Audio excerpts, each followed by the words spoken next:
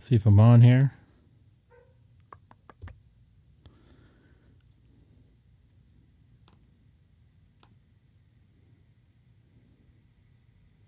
All right, looks like I'm on here. Hello, everybody. Welcome back to my live stream. It is October the 7th, 2021. October the 17th, sorry, 2021. Got behind myself there. Another beautiful day here in Southern California. I'm kind of looking over my left shoulder here to my north of me. Between some houses, I can see Sunset Ridge, which is about probably 15 miles away. Anybody new to the channel, please don't forget to hit that subscribe button today. We're going to be going to 2 meter sideband, 144, 250, back to 2 meter sideband for the Bozo check-in on 144, 240, upper sideband. I'll probably be on reflector 30 Charlie as well as reflector 1 Charlie and wherever else it may take me tonight. Or late this afternoon into this evening here on my live stream this afternoon. Right now, it's still this afternoon. It's only 5:30 here in the Pacific time zone. So looks like it's already starting to get dark out there. So a little bit early. Fall is definitely creeping through Southern California. It's going to be cool this week. Cool for us. So anyways, let's get to some radio here on the Greg K6EGG live stream. Wow, that looks really blue. I'm going to have to fix that a little bit. That looks just nasty. There we go. That's probably a little better. All right, so anybody watching right now, don't forget to hit that subscribe button once again. And if you want to talk to me, jump on Reflector 30 Charlie. I think that's where I'm at right now. That's where I'm at right now, according to my thingamajig here.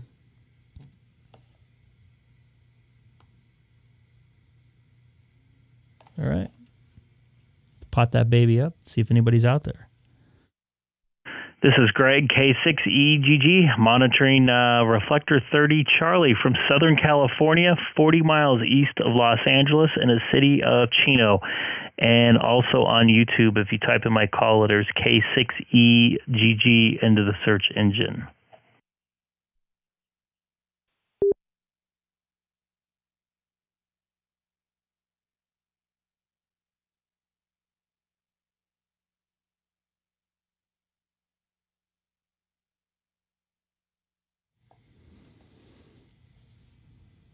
I know some people are hooked up through their hotspots. Although nobody's talking back. Let's go to Reflector 1 at Charlie. 1 Charlie.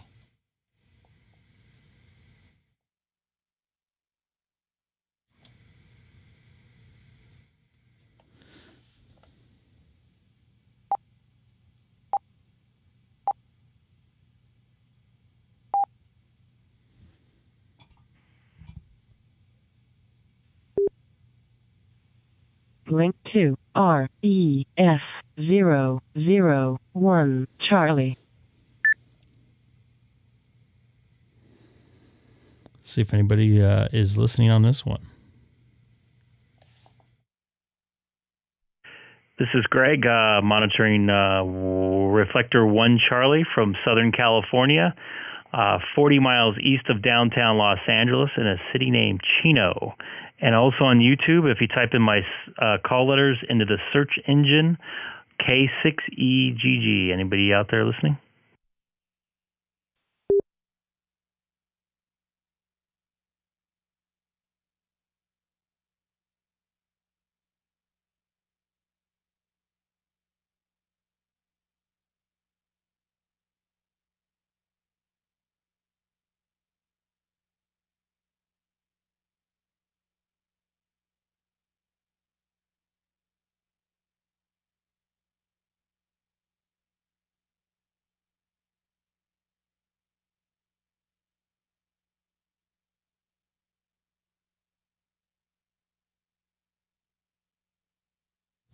Not really too much going on right now. I do have the Dodger game on. WA2UUS. Where's that guy from? Buffalo, New York. Go ahead, caller. You're on the air.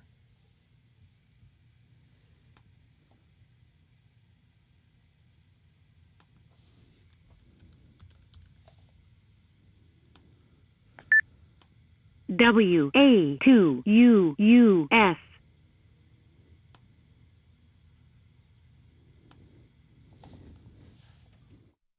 WA2UUS, K6EGG, City of Chino. K6EGG, this is WA2UUS. Good afternoon, I guess there. It's evening here. The name here is Joel, Juliet Oscar Echo Lima. QTH is Buffalo, New York, Western New York. Over. Copy that, Joel. Yeah, we got a few more minutes of afternoon left here in Southern California. It is a beautiful afternoon at it. Perfect day today. Probably the last warm day for us the rest of the year. I'm in the city of Chino, 40 miles east of downtown Los Angeles, and I'm also on YouTube. If you type in my call letters, if you have a computer nearby, K6EGG. It's great to meet you there, Joel. K6EGG, this is WA2UUS. Well, nice to meet you there, Greg, in Chino, near LA. I've been to LA twice, I think. My youngest daughter is in Northern California, in Lake Tahoe region there. I visited her in just before the wildfires, actually, and it was really nice then.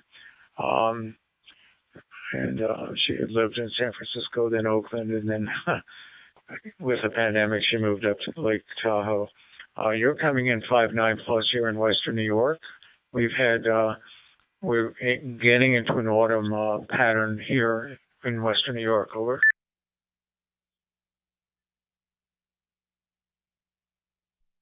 Copy that. We don't really get into an autumn pattern in Southern California till probably December-ish. I know that sounds kind of weird, but the trees don't even start falling, or the leaves don't start falling off the trees till about then. So it's kind of interesting weather system here in California. And we've been, as you know, we've been very dry the past 2 years, and it is really dry right now. I think the humidity is probably under 20% right now. So we can use any rain we can get. So if we could ship some down from beautiful Buffalo, New York, much will be appreciated. You got out of there before the fires in Lake Tahoe. Is that what happened? Well, Greg, actually, I was there in April and May, and toured around that area. That's the first time I've been there. The area was very beautiful, and I guess the ski resorts were still going strong, and it was a whole different world than what my daughter described later on in the summer with the wildfires and then the evacuation. She's back there now. I guess she's in the northern part of the lake there, but it is beautiful there. You have a very nice state. I've been to San Diego and up into the northern part of California, and then Mendocino, and of course San Francisco there too. So I got to see a lot of your state. Here in Buffalo, we get those very severe winters, so we're gearing up for possibly that, although last year we were spoiled. In a way, it was a milder winter, and who knows with this climate change. Back to you. Yeah, we're supposed to not get any rain again this winter. I know last year a lot of the fires were in Northern California, were in Southern California. We didn't even see the sun for a couple weeks because it was blocked by ash. In fact, I had days where it rained ash on our house. I had to change my air filter out in my car twice last summer, where I usually do it like once every 2 years. So, yeah, it wasn't exactly beautiful here in Southern California. Although this summer was pretty nice. We didn't have, I think we only had like 1 or 2 fires, but we're getting into the deep part of our fire season here for the next 2 months. The winds will start acting up. So glad you enjoyed San Diego. That's a great city. I used to spend a lot of time down there. It's about 115 miles away or so. I wish I got down there a little more often. Unfortunately, I don't go work down there anymore. But I've also been to Buffalo a couple times for work. I worked the NFL thing there, and my dad's actually from Toronto, which is not too far away from Buffalo. So spent a lot of time up that neck of the woods there. Now back to you. This is Greg, K6EGG. K6EGG. This is WAQUUS. Well, it's kind of a small world because they're just opening up the border for the Canadians to come over now, and we here have to test. If we go over to Canada, they require, I forget the name of the test now, but not only vaccination, but you have to do these tests. And so normally I get up to Toronto a lot, actually. I like Toronto, and they have that Ontario Science Center with a ham station there, E3 OSC, manned by ham radio operators, and I took my grandkids up there, and they were really nice, the staff there, showing them their ham station. Here in Buffalo's probably changed since last you've been here. We're tremendous transformation of the downtown area. It's a Rust Belt city these days, I guess. So things that are different.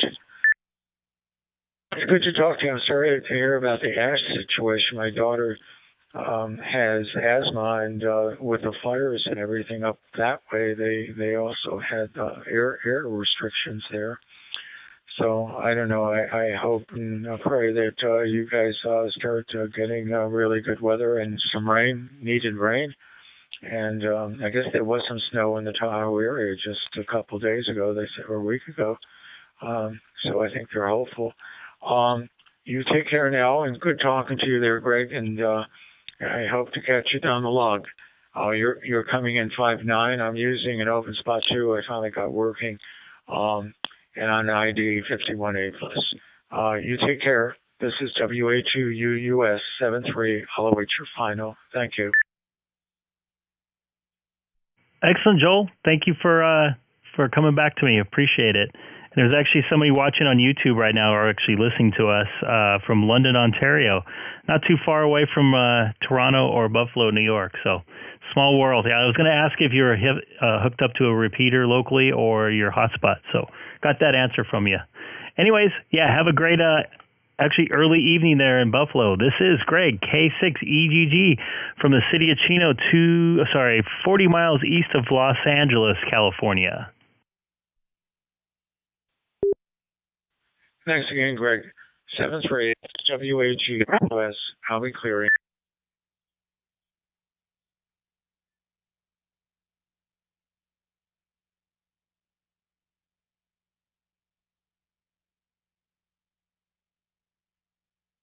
Where should I go now? Reflector, back to reflector 30.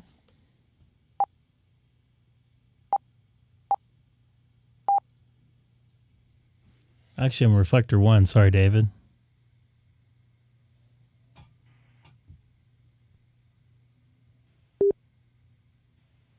Link to REF030 Charlie. Also watching the Dodger game. It's like my Dodgers are winning 2-0. I got to adjust this camera.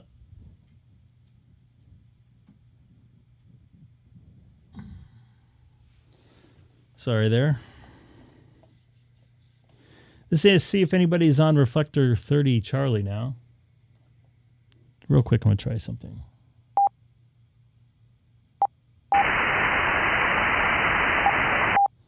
Just wanted to listen to my local rag chew frequency here. Hello, this is Greg, K6EGG, monitoring reflector 30 Charlie from the city of Chino, California, which is 40 miles east of Los Angeles, downtown Los Angeles. And also streaming on YouTube, if you type in my call letters, K6EGG, and have the Dodger game on behind me here. Oh, this is N8EOD from Grand Rapids, Michigan. Sound good here?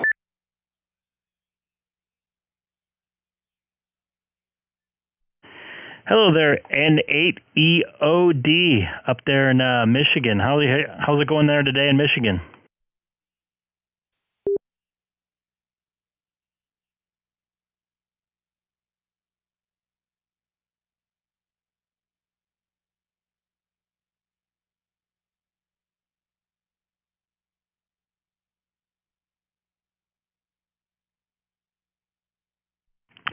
John, you still in there? Did I lose you? N8EOD, you still out there? Yeah, I'm still here. Sound good here in Michigan, coming through my DStar repeater, WMATG, located about 20 miles south of my house. The repeater went on the air in June of 2007. It was a grand prize at Dayton Invention.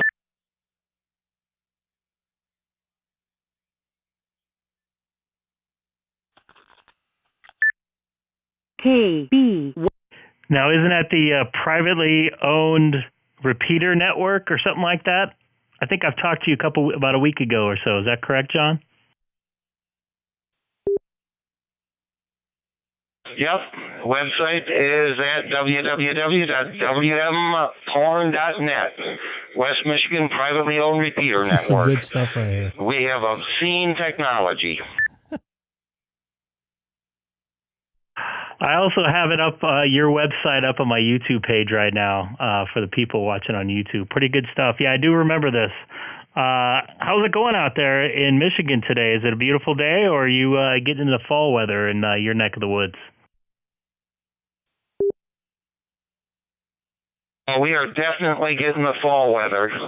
Actually, yesterday I came home from Dayton, Ohio. I was working there at a company, and I got my riding mower out and wished I'd put gloves on. I almost got frostbite cutting my lawn. Hopefully that will be the last time this year. The leaves are starting to come down.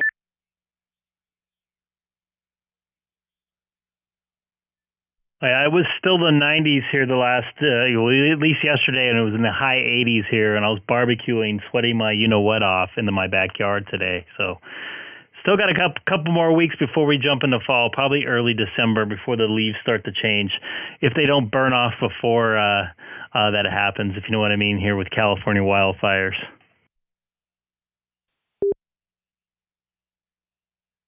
Yeah, well, since Dayton 2012, when I stupidly thought it was a good idea to tow my motorcycle behind my motorhome so I wouldn't have to ride the shuttle bus to Hamvention. This is where he crashes it. I broke my leg in 7 places when the shuttle bus from the KOA campground pulled out in front of me. I found out how much a broken leg costs, and it took 11 months to learn to walk again. My right leg is lined with titanium from my knee to about my ankle, so I'm hoping that my wife can get some volunteers to come and rake leaves, because I've got a lot of land, and I don't think my leg can handle that. 6K5CRS.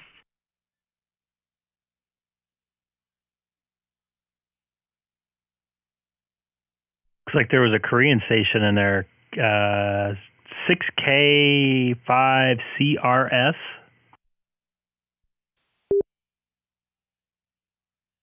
No, that's Ivan, HL5BBD, I bet. Go ahead, Ivan.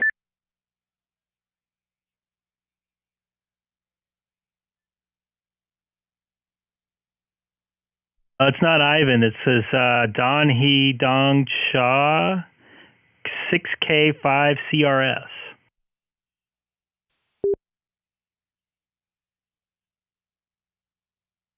All right, well, I talk to Ivan, HL5BBD, all the time, and he's in Ulsan, South Korea. KB1ZSW. Yeah, actually, I talked to him for the first time yesterday. It was great to make contact with him. He actually worked right down the street from my house about 15, 20 years ago. So, small world for sure. Well, I've got his QSL card here. So anyway, I know when that card came in, my wife said, now you need to get one from North Korea. And next time I talked to Ivan, I told him, I said, I got your card. Now my wife wants me to get one from North Korea. And he said, I think a little bit impossible.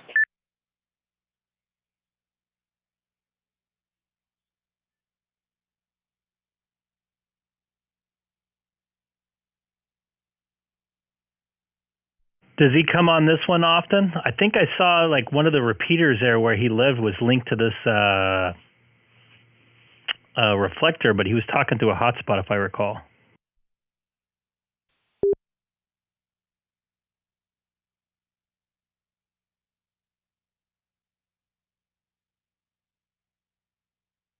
All right, there's a little blip. I don't know. Are you still there? Are you coming in through a repeater or a hotspot? I'm coming in through a hotspot, so I might have lost you there for a second. Do you have me now? Yep, I hear you now. So anyway, yeah, my repeater is about 20 miles south of me, and we've got really good coverage on VHF and UHF from Grand Rapids all the way down to Indianapolis, east to Lansing, Michigan, and west to Milwaukee, Wisconsin. Yeah, I think I talked to you one morning about a week and a half ago or so. I remember you saying you can get into the VHF repeater can get into Wisconsin there. That's a heck of a trip across, is that Lake Superior? Please correct me if I'm wrong. No, that'd be Lake Michigan. And actually, I did it once on UHF. I have a lot of business in Wisconsin, and we have a boat called the Lake Express that goes from Muskegon to Milwaukee. And in the summertime, you can drive your car right on it. You can have a hamburger, a cup of coffee, and you sit on the back of the boat with an HD. And I could bring up my repeater all the way across Lake Michigan. And I thought that was pretty cool. And once you get to Milwaukee, there's a DStar repeater there, too.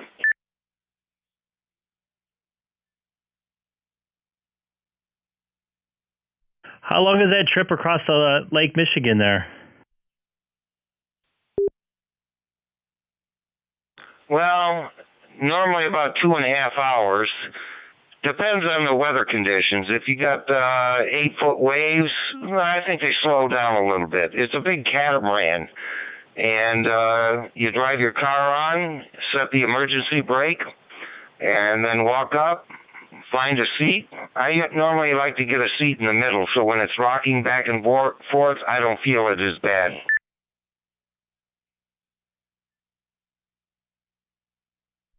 Yeah, I don't do too well on boats. I'm usually out feeding the fish before we get outside the break here. So I try to avoid boats at all costs. In fact, I don't think I've been on a boat of any sort since 2011 when I was on my honeymoon. My wife talked me going on the boats. That's actually the only 2 times I've been on a boat in probably like 25 years.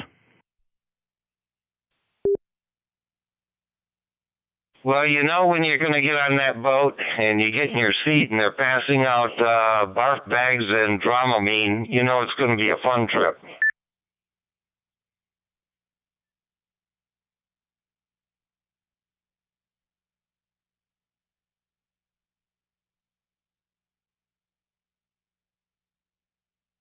I couldn't imagine that be that bumpy going across lake, right? More than the ocean, would it? No, it's actually worse than the ocean. If you did a little research, there was a trivia question one time. What bodies of water have more shipwrecks than anywhere else in the world? And that would be the Great Lakes. Our waves, they get up to about 20 feet, except the wavelength is much closer and it kind of beats a boat to death. And when you're on that boat with all kinds of cars on it, and it's rocking sideways, 12 foot up on one side, 12 foot down on the other side, you feel it.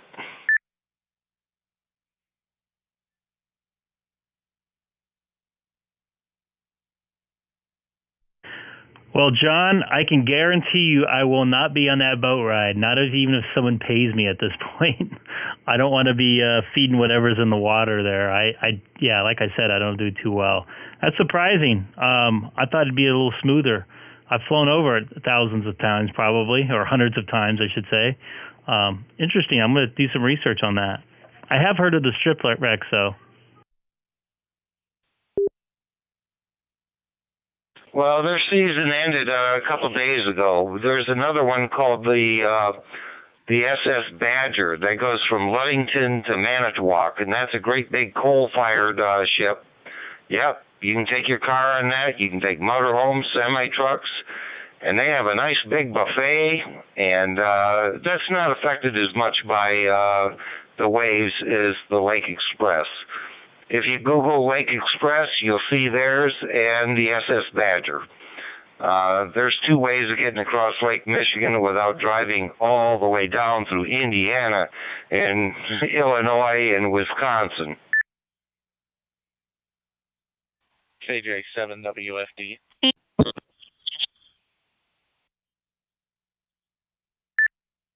Go ahead, KJ7WFB. This is Greg, K6EGG.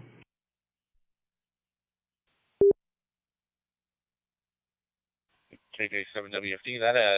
That Badger's a heck of a trip across the lake in a semi. I've done that leg from Manitowoc quite a few times.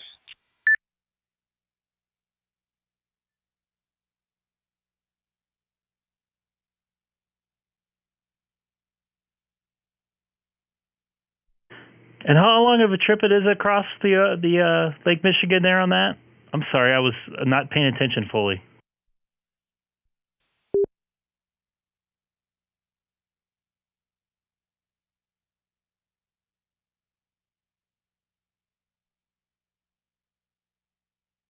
I said the SS Badger is a National Historic Landmark, and it is really, really a fun way of crossing. Originally in the 1950s, it took not just cars and trucks, but it took railroad cars across.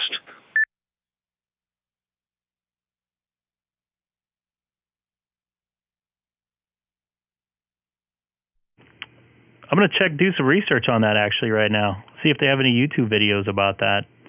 That looks like a lot of fun to check that out. And what was the other person's name in there? KJ7WFD? Sorry, go ahead.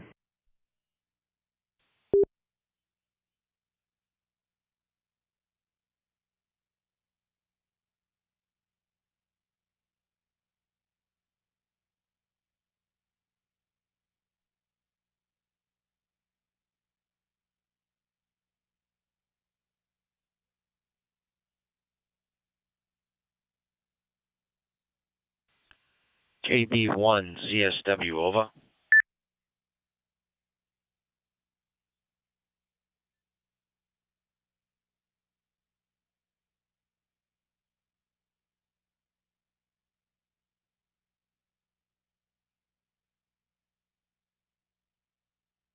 K1ZSW, go ahead, KA4USA. That's an excellent call letters right there. KA4USA. Guys are just fooling around on DStar, new to it, and heard you talking, wanted to check in, and hope all is well. I'm from Hanson, Massachusetts, 25 miles south of Boston. The name here is Harry. Over. Didn't get the name, kind of fell off there at the end, or you may have unkeyed. What'd you say the name was? The name's Frank here, Central Kentucky, Lexington, KA4 USA. Go ahead. That's Frank right there, KA4 USA. Great call letters there. Harry. USA. And I'm Let's go, Brandon. 25 miles south of Boston, a little town called Hanson. Over. Roger. I got it then. I think you just unkeyed for your last word on your name a minute ago. Okay, Harry, welcome to 30 Charlie. My name's Frank. Like I said, I live in Lexington, Kentucky. So, anyway, back to you there again.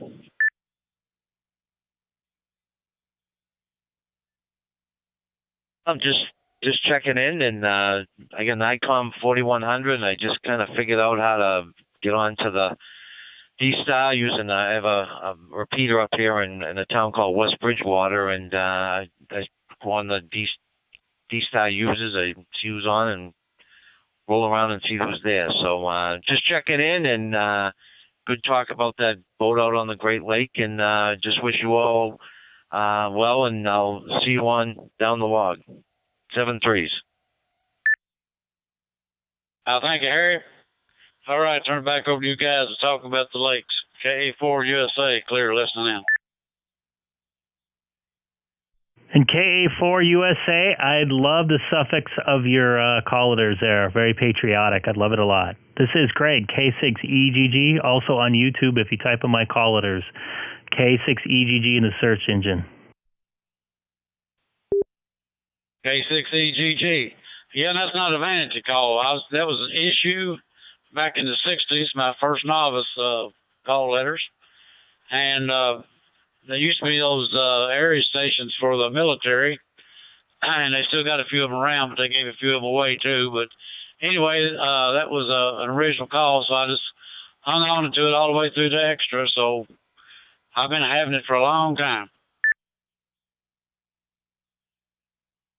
Well, you were very lucky, and I guess it was meant to be. So, cool deal. And Frank, this is Greg. It was great to meet you there, pal.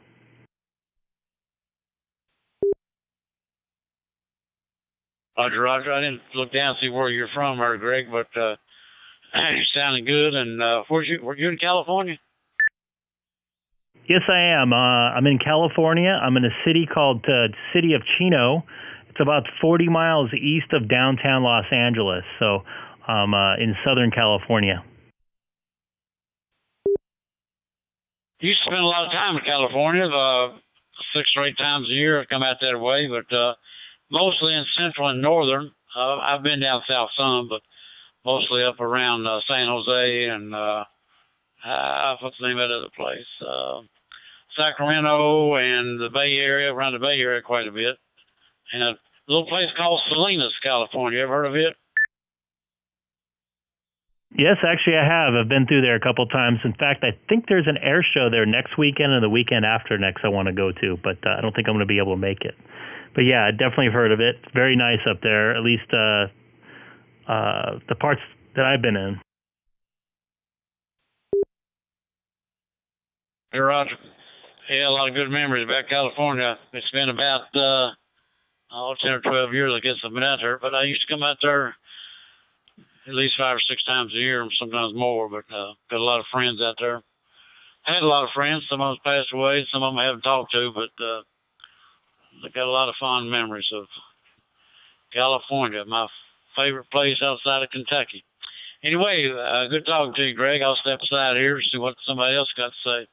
KA4 USA, Central Kentucky, Lexington. Thank you, sir.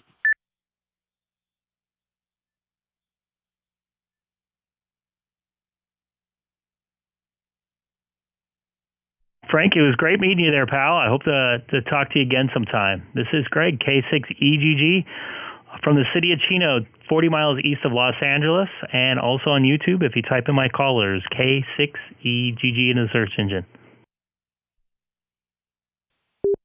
Greg, I looked down there at my GPS, and I'm only, I think, 1,680 some miles, or was it 1,800 some miles? I'm not too far from you. Yeah, that sounds about right. I'm about 1,900 from Atlanta, so that makes sense.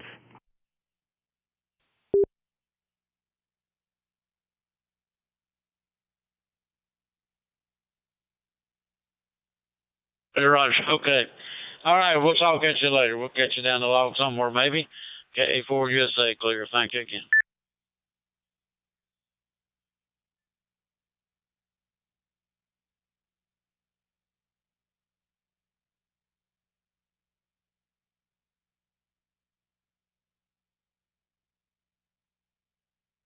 W9 DSW. Did I hear someone holler for me a while ago? I was on a different radio. You're just wishing somebody holler at you. KA4U. Okay, well, it must have been someone with the last three letters or close to it then. I just caught the tail end of it. Thank you, sir. How are you doing this evening? Mr. USA. It might have been me. Anyway, I was just having some fun. Don't take me too serious. E4 USA. How you doing this afternoon or this evening? Well, I'm doing all right. I've had to break down and take me a pain pill because the weather's coming to change and the old leg's starting to give it that deep ache that you don't like to feel all the time. But other than that, we're doing good. That's good. Where are you located at? I'm about 50 miles northeast of Indy. Didn't catch the last part. Dropped off. 45 miles where? Anybody new to the channel, please don't forget to hit that subscribe button. I come on a couple days a week, 2 or 3 days a week, depending on my work schedule. This is Greg, K6EGG. East of you. Roger. You down there with them hillbillies. I go to Moorhead quite a bit, or the county. I got a little business. I retired and I couldn't deal with it. I'm a workaholic, I guess, and I started a little financial business, and I do loan closings and stuff, and I cover about a 60-mile radius. I go around Moorhead, and, like I say, about a 60-mile radius of Lexington. But anyway, got to know a lot of people up in that direction. But anyway, good talking to you. I'll back off here. Thanks for the answer. KA4 USA, we're looking at you later. Coffee. I got a quick question. Is the super shop still over, or did they close down?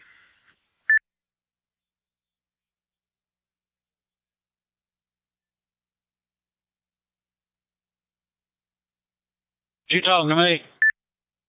Yeah, the super shops, the speed shop, or did they close down? Speed shop here in Lexington? Yeah, it used to be called super shops.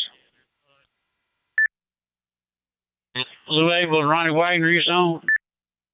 KA4US. Yeah, those super shops, they sold tires, rims, hot rod stuff, all that kind of good stuff.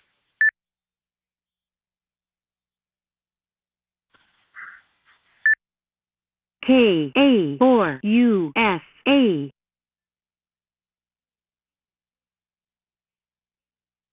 Okay, back to you now. Would you say, what speed shop was it? For those of you watching right now, I'm on Reflector 30 Charlie. It's called the Super Shops, nationwide chain. It's a reflector base basically in the south in the Georgia area. Breaking up again or something breaking Pretty up popular. Is the one Lou Abel Wagner repeater there. So if you want to jump in, if you're watching on YouTube, you want to jump in, say hi. I'm on Reflector 30 Charlie. Bypass there somewhere. Probably be moving around here quite a bit tonight. I know in about 45 minutes or so, I'm going to jump over the 2 meter sideband. Really young. Ronnie died here a few years ago. He moved over on Manchester Street, but they kind of got away from the speed shop stuff. Just had a really good mechanical shop, but I think that's who you're probably talking about. I don't know. Roger that. Yeah, there's one in Bowling Green, but I don't know if that one's still open. All right, have a good one. Talk to you later. W9 DSW. I think he is. I got a QSY. I got to get on a net over here on 2 meter. I'll catch y'all after a while. KA4 USA.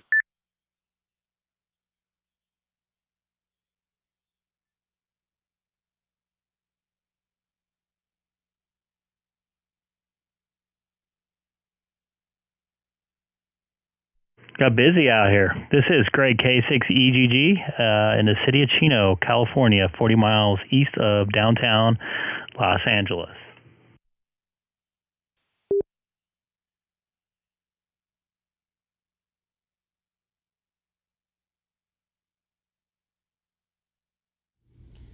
Of course, now it gets quiet.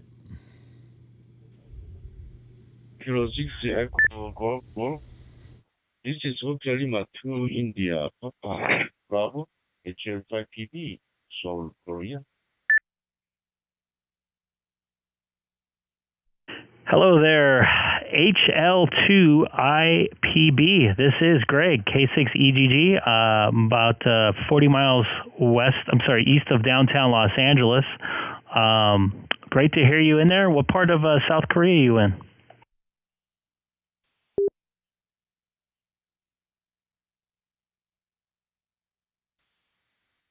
Roger, Kilo 6 Echo Golf. This is HL5PB, Seoul, Korea. Handle is Kim, Kilowatt India. Mike, Kim is my handle. Your audio is loud and clear. It's very beautiful, excellent. And the local time is 10 or 3 o'clock. It's Monday a.m. time. Outside is some cold days. Temperature is 3 centigrade degrees. Kilo 6 Echo Golf. This is HL5PB. Mike, back to you.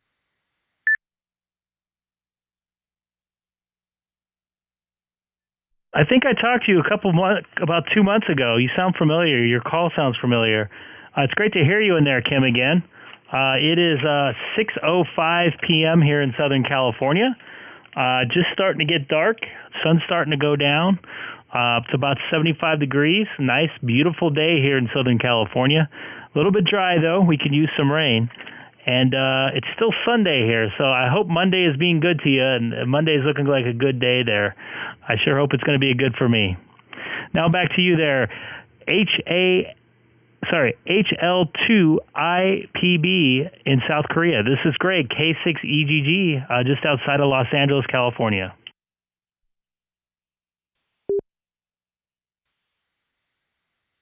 Roger, Greg. Thank you very much for information. Our country is also, today is a beautiful sunny day, start early Monday morning time. Last day is some cloudy. Yesterday some raining. Today is a PM time. I'm guessing it's pouring the rain, and this time is very good sunny day. Beautiful sunny day is start morning time. Usual system is MS server, some DB plus notebook is very simple system. And your audio is loud and clear. It's very beautiful in Seoul, Korea.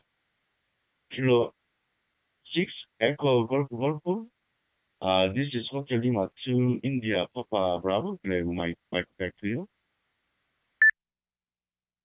And really quick, Kim, I'll let somebody else make a contact with you. I talked to you on August 21st, about 6 weeks or so ago, on Reflector 12 Alpha. I don't know if you've logged it or not, but I have a little logbook, and I'm also on YouTube. If you type in my call letters, K6EGG, just a little paper logbook.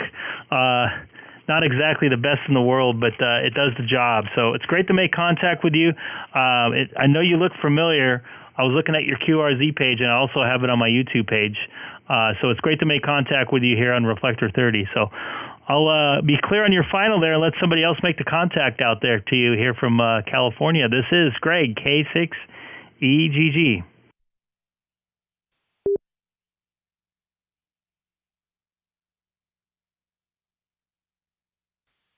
Roger, K6EGG. This is HL2IPB. Today morning time contact. I'm very happy. Now time I'm also find your QRZ PZ, and I am so now I'm seeing your picture. You also the data about me QRZ PZ, and you can find is my all information. Thank you very much. Take care. Say Kilo 6 Echo Golf. This is Hotel Lima 2 India Papa Bravo, Seoul, Korea. 73, bye-bye. What's up, Joe Brett? How you doing, buddy?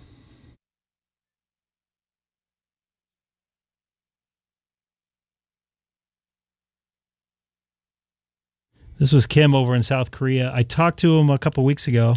I recognize his voice, and I recognize his call letters. J-A-2-S-Y-J. He was on Reflector 12, which is a repeater network here in Southern California called the Papa system, which I'll bring up here. Juliet Alpha 2 Shiba Yankee Juliet. This this is Hotel Lima 2 Looks like India, two Papa. Asian countries are going to make contact here on a reflector from Oregon. No, I'm sorry. It's Georgia. Let me see if I can bring up the Papa system page here.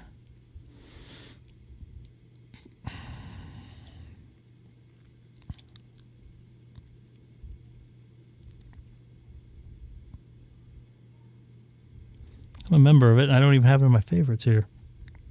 Oh, here we go.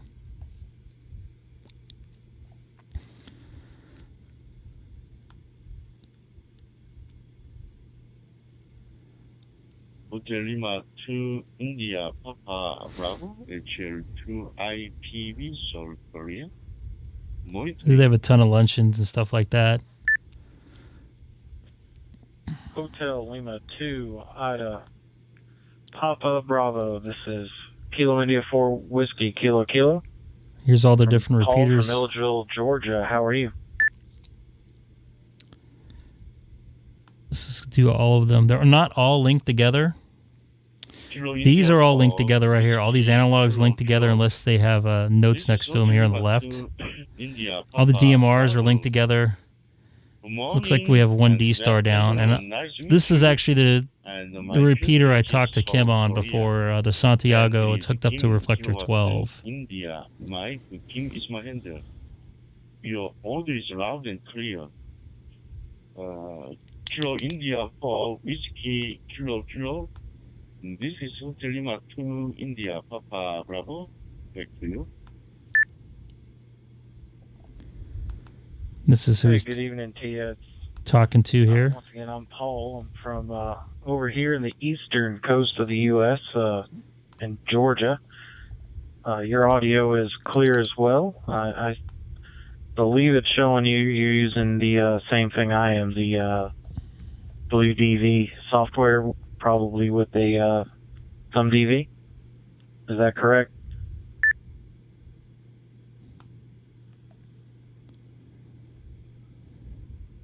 Anybody new to the channel, please don't forget to hit that subscribe button down below. Just trying to get up to 500 subscribers before the end of this year.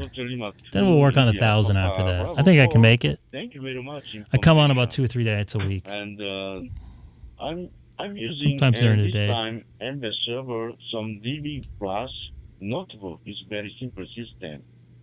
And your audio is loud and clear. It's very beautiful, excellent.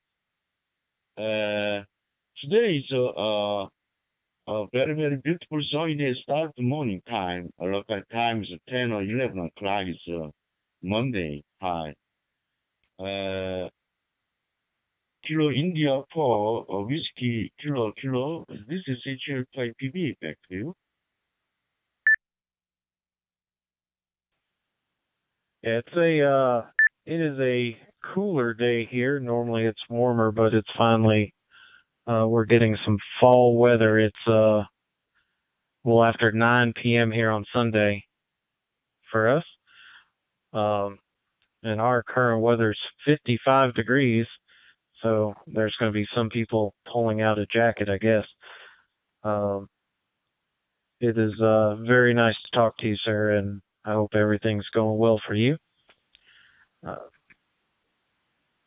Hotel Lima 2, India Papa Bravo, back to you.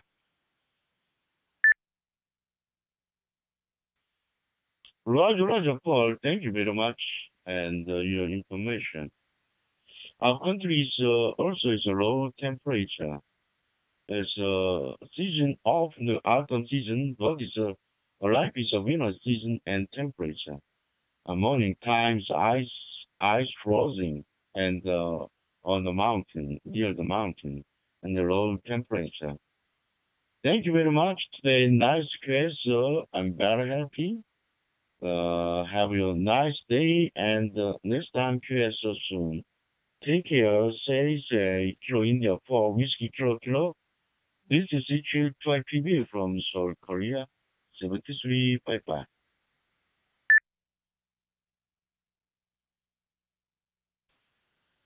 Anybody watching? 73 Jump in the chat, say hi, or if you're watching, have DStar capabilities, jump on Hotel Limit 2, India, Papa Bravo's Cav 4, jump on WKK, Reflector 30 Charlie and say 73s, hi. and I'm still monitoring. I'm still cracking my pin. I'm gonna crack my back here now. Oh.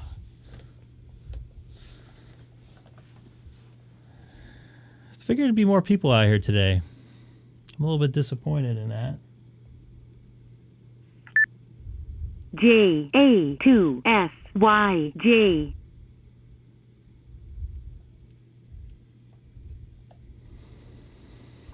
Don't all come at once. KC1LFF. I don't think I've seen that call sign before. Oh wait, he was the one that was down here earlier. JA2SYJ.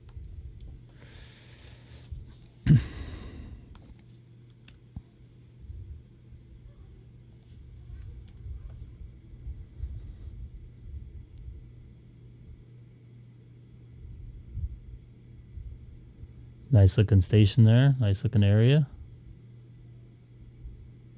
Disc cone. I have that same disc cone on top of my roof of my house.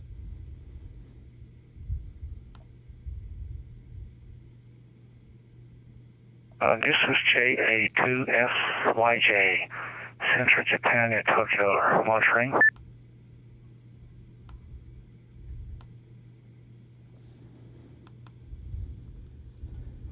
JA2SYJ. This is Greg, K6EGG, 40 miles east of Los Angeles, in beautiful Southern California. How you doing? Good morning to you. Thank you very much, gentlemen. K6EGG, Los Angeles. This is JA2SYJ, Japan Alpha 2, Sugar, Yokohama, Japan, near Tokyo, actually a city of Nagoya, 200 miles west of Tokyo. Name here is Matt. I copied you 100% good audio. You were top of my antenna. Hi, K6EGG. Good morning to you. Good evening there, I should say. Good morning from Japan, local time, almost, let's see, 10:15 a.m. It's already Monday morning here. K6EGG, this is JA2SYJ. Go ahead, Greg, over. Copy that, Mac. Yes, I've actually been to Nagano. I'm not saying it correctly. I apologize. In 1998 for the Olympics. And I've spent some time in Tokyo as well. So I love the country of Japan there. And can't wait to get back there as soon as possible after this COVID thing dies down. I'm also on YouTube if you're interested in listening to yourself through my radio here. If you type in my call letters, K6EGG. But you're sounding very good here, full quieting audio. Everything sounds nice, no packet loss. So thanks for making the contact with me. This is Greg, K6EGG, 40 miles east of Los Angeles at 6:17 p.m. Oh, that's right. Local time. I got your local time. Okay, thank you very much. Thank you very much for coming on my audios. I'm running about IC-75 hotspot now, hotspot 2 now. And running about RF, let's see, 0.5 watts only with the IC-75. Enjoy very much so far since got IC-75 Radio Shack. Lots of Radio Shack now. Very vintage, like we said, kind of a classic model, O2 equipment from Collins Radio. Hi. According to your QS.com, you have a great shack like audio, like mentioned that the television sound engineer. That's great. Sounds very interesting to me. Okay, back to you, K6EGG. This is JA2SYJ, Central Japan, near Tokyo. Our name here is Matt. Go ahead, play over. Copy that. It's great to make contact with you there. I'm going to take a quick standby. I got to take care of something real quick in my house. But Mac, once again, thanks for making the contact here. This is Greg, K6EGG in the city of Chino, 40 miles east of downtown Los Angeles in Southern California. Curious. Talking about the Los Angeles area, but like been to there almost well, 4 years back. I visited the I don't remember the town, but I enjoy the Los Angeles and Hollywood area. I've been to the very a nice place. Town. I don't remember the name of the town. Anyway, thank you very much, Greg. It's rather make short contact. K6EGG. This is A+YJ. Back to you, Greg. Over. Copy that. Have a wonderful Monday morning to you. I'm going to take off real quick, so let somebody else make a contact in here with you over there in Japan. Once again, this is Greg, K6EGG. This is for JA2SYJ. You have a good morning there, Mac. That's great. Yeah, very weather is fantastic. Temperatures will roll down way down the let's see, 64 degrees Fahrenheit. It must be our check to 18 degrees Celsius, very low than last night. Way down there. Very cold. Central Japan near Tokyo. Back to Greg. Over.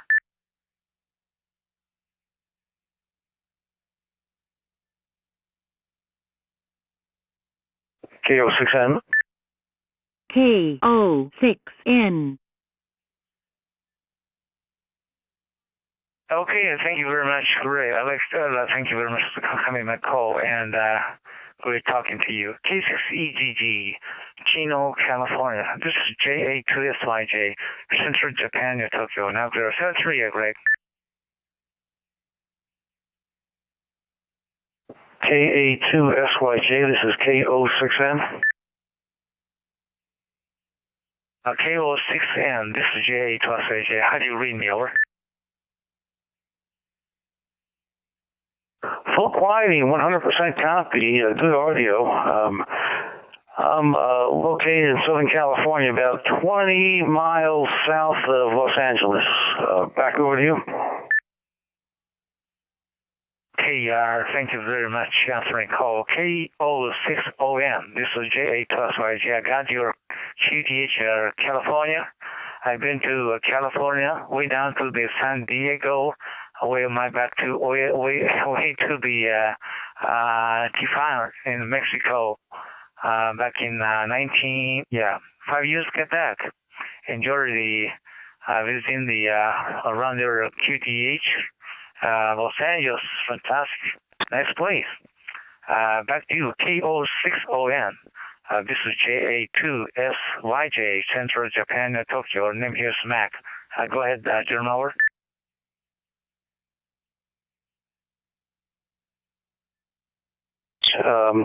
My call sign's Kilo Oscar 6 November, and just to make contact with you. There's I was going to go downstairs to watch the Dodger game, but I wound up listening to Greg on his channel for a little bit, so I figure the game can wait for me. I got it recording anyway, so I can capture any of the highlights that I need to. So let's just hope that they win this game. Last night was kind of a disappointment at the bottom of the ninth inning. Back over to you.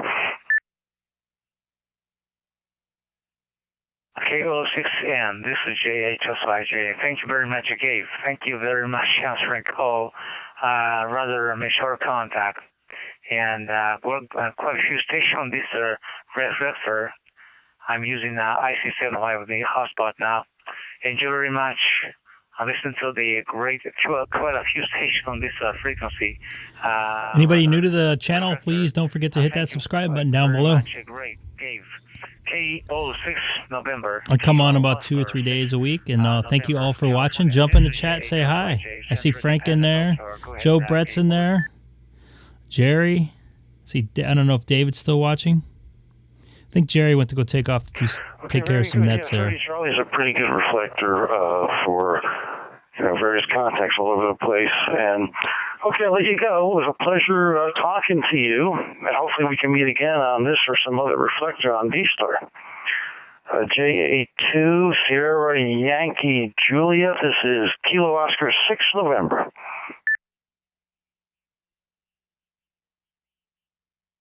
Yeah, QSO KO6M. This is JA2YJ. I now are starting looking your QRZ.com fixture yourself, and a great, nice, clean, organized and Radio Shack. Yeah, looking happy, very happy to that. Gap. Thank you very much for the coming call. Please give me a shout anytime you're on. Our local time here is almost 10:25 a.m. Monday morning weather, and a very fantastic, very splendid weather. Temperature about 80, way down to 80. Let's see, 64 degrees Fahrenheit. Very enjoyable, a good temperature. Okay, thank you very much. Great. K06M. This is JA2YJ for final power back to Gable.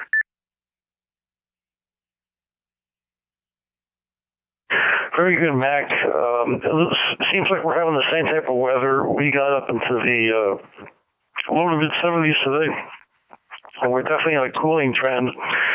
And hey, if you can help us out here in Southern California, if there's any rain you guys don't want over there in Japan, why don't you just send it over our way? We could use every drop we can get. Hi. 73, we'll catch you next time. KO6M. Thank you very much, Greg. Thank you for the coming back call. Yeah, good audio. You're top of my antenna. Good, I should say, good 5. I trying to main operate on 20 meter band, 40 meter band, SSB mode, but no condition between the Japan, the rest of the world, not so good propagation. So I decided to change the transceiver IC-705, are very, very handy. IC-705 with the hotspot now. Okay, 73, Greg. K06 November, California. This is JA2YJ, Central Japan, Tokyo. 73, Greg. Dave. Called him. 73. K06N. K6EGG. I'm going to QSY to our other one there, here locally here. K6EGG.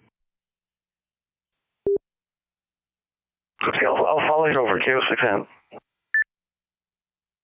Can you hit and fill up before I come to see you and let you take an extra 10-15 minute nap? I conked out for today. I had a big sandwich at Catella Deli. Oh, well, yeah, that'll make you take a nap every time. Yeah, Catella Deli. I had a big, who took the stuff to go? It was crazy, so many people down there. I conked out, forgot all about you. I just conked out.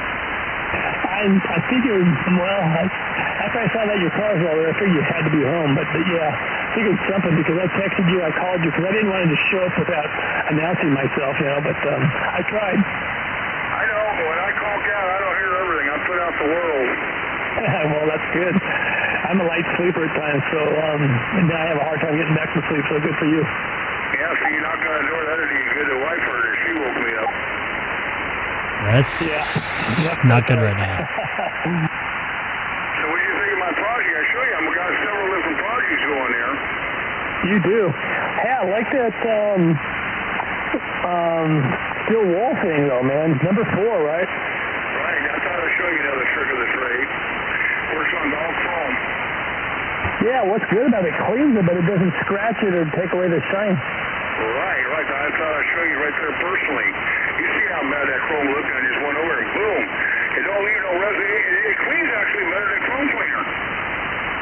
Yeah, and so you don't do anything with it, no liquid, no substance, whatever, right? Just use the steel wool straight up. Yep, that's it. I'm taking everything off, so I'm getting all detail. To get it in real fine, what you do is you get a toothbrush, you put that stainless wheel on a toothbrush, and then you get it in small spots. Oh, okay. Yeah, very good. So I'll show you the shielding. What do you think about all the shielding I put on all my cables and motorcycles? I want to make sure I don't get no RFI or anything on that bike. I don't want to have to go down the road, I got this from there, so I'm just shielding everything. Yeah, because I'm sure that you have more noises from a motorcycle than you typically do a car, right? Right. But I showed you the ceiling. So I sit there and look at it. I do a lot of detailed thinking about this, that, the pros and the cons. And that's what's taking so long. The work don't actually take that long. It's a thinking process. I want to make sure that I only do it one time. Yeah, that makes sense. And yeah, you had to break it down too. I noticed you had the gas tank off and took the battery off, the whole 9 yards. So yeah, I can see where it's a lot of work. Yeah, but when I get it done, you're going to hear me out all over the place, loud. Loud. I'll be louder than Greg's car. Greg's car is electric. You don't hear it at all. Who made that comment back? Did you hear that comment in there? That was a sandbagger, K6EGG. I'm talking about there. Keith, you hear him? Yeah, I am. Yeah, loud and clear. My motorbike. Yeah, I stopped by Fred's today and gave him a dish that I had that he's going to make. And hey, by the way, you going to make what are you going to do with that 2-meter 440, or what's your game plan? For those of you listening right now, I just jumped over 2-meter sideband. You talking to me? Yeah, what are you going to do with the dish? What antenna? Obviously, you see it on my radio. This is Keith WA6QXA. So 2-meter, okay. Yeah, I was talking to Gabe on the way home, and I told him I'd drop in. I goes, yeah, he goes, those things are good for 2-meter 440, because he's asking what you're going to do with it. I says, I wasn't sure, but probably that. So anyway, yeah, Greg, so like, Fred's like was tearing his bike apart, his Harley down, so he can like put all the shielding in and all this stuff for his ham radio. Show him to see all the chokes and everything. Yeah, he's got chokes all over the place, including his sound system. Every possible wire, there's a choke. Is there any on his chicken? Choke the chicken?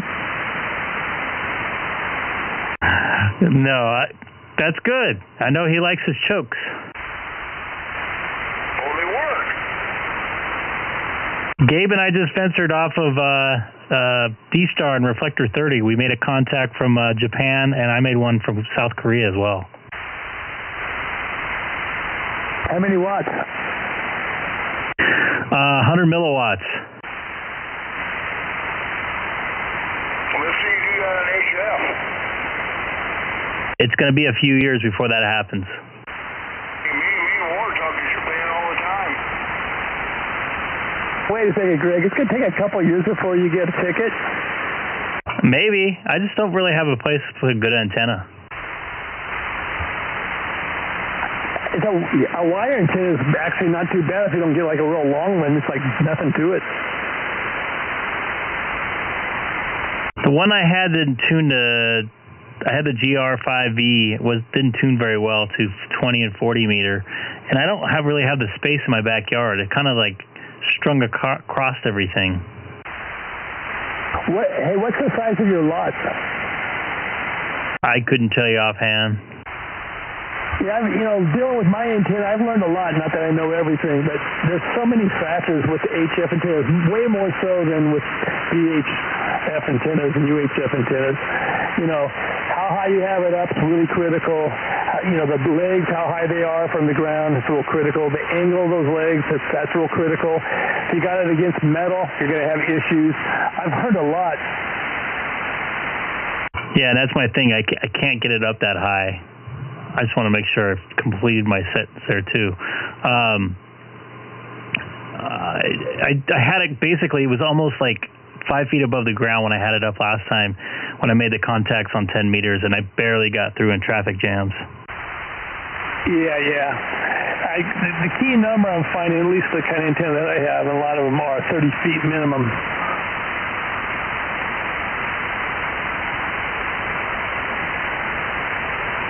But with a two-story house, 30 feet shouldn't be that big of a deal, is it? Well, the problem is getting up there. Gotta hire that guy again. He was pretty expensive. The other thing is hooking to another place that it's 30 feet up too, which I don't have that option.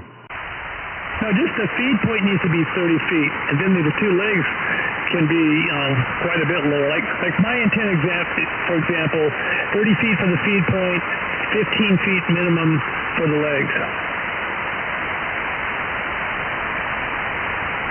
Yeah, I don't have a good area of my house, my backyard to do that in, unfortunately. Comment.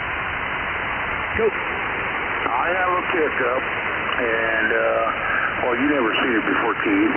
Alex has. I put a 9-foot whip on it, put 85-foot counterpoise on it, and I talked around the world on a 9-foot whip, 5 feet off the ground. That's different than a wire antenna, though. Well, maybe he's got to go that route. That's what I'm trying to tell you. I see what you're saying. Yeah, there's different options. So that's a vertical, right? Cool. I doubled. That's a vertical, correct? I talked around the world in Japan every night in the pickup. So if you can't do it the other way, then build yourself a mobile setup then.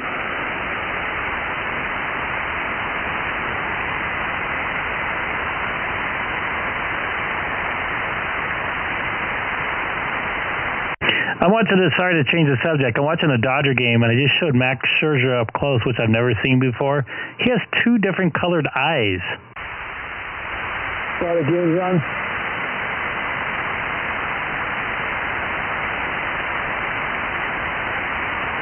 Yeah, the game's on right now. All right, I'm going to slide out so I can have some dinner before the Bozo net, but I'll be back for the Bozo and so forth, and if people hang out here, I'll be on also afterwards. Okay. Like I say, maybe he's trying too hard. Maybe you got to just build a mobile setup and go that route.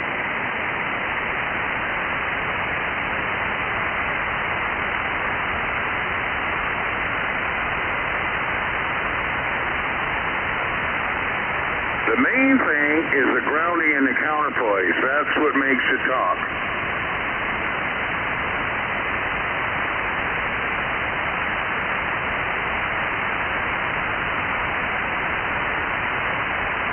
Copy that, Fred. And I'm going to take a standby here for a few minutes and watch this Dodger game. Yeah, I'm going to put HF on my motorcycle. You watch me. I'll talk around all over the place with that thing. You just got to know, the tricks of the trade.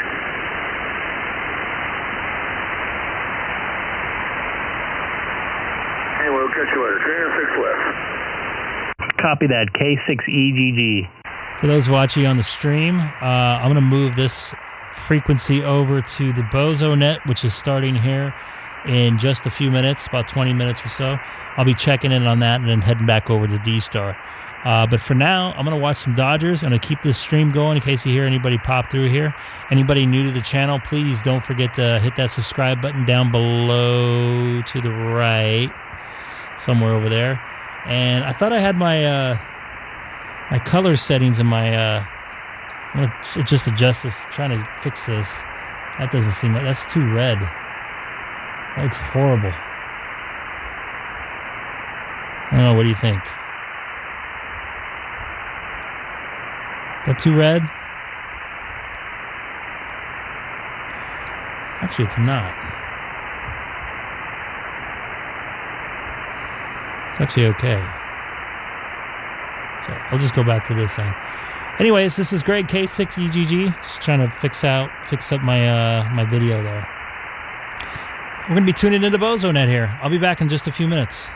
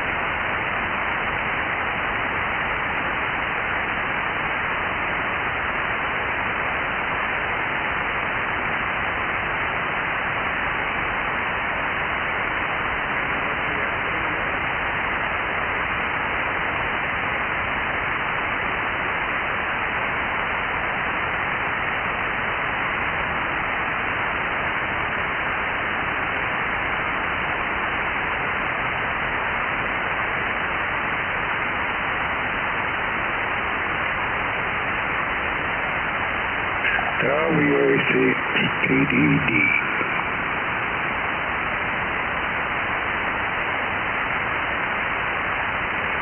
Whiskey Alpha 16, Echo Delta, ozone number 10.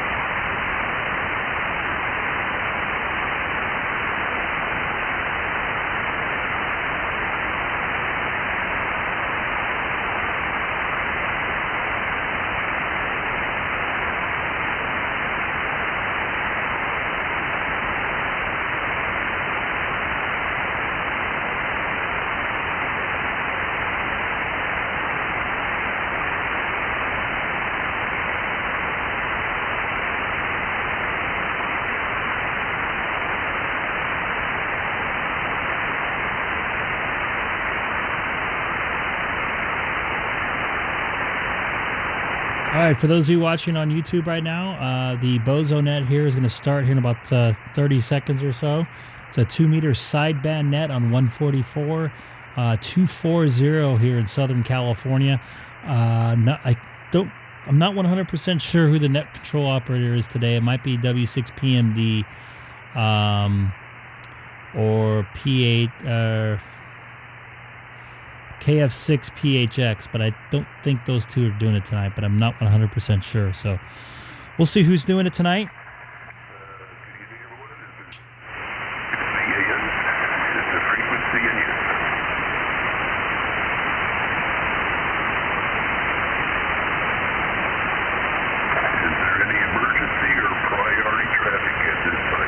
And I could barely hear him. I think that's Dave, BAN.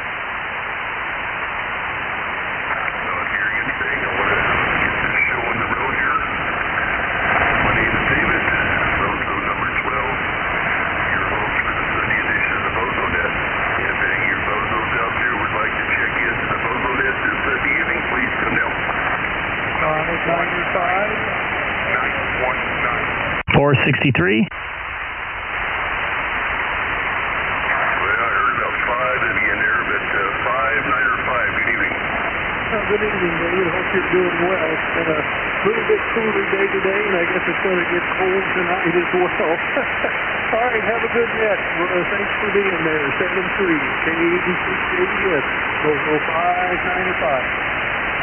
Yeah, thanks, Alan. 73 to you.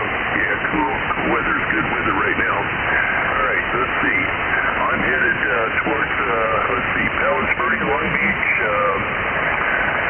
Los Angeles County. So It'll be a long check. Kind of, what's that, northwest right now. And I'm watching a Dodger game here. Vicinity. Would like to check in. Please come out. November 74, November X-ray. 919, good evening.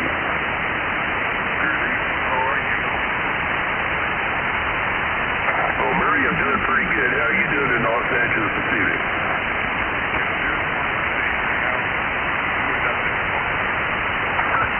Well, I guess that's a good thing as long as, nothing breaks.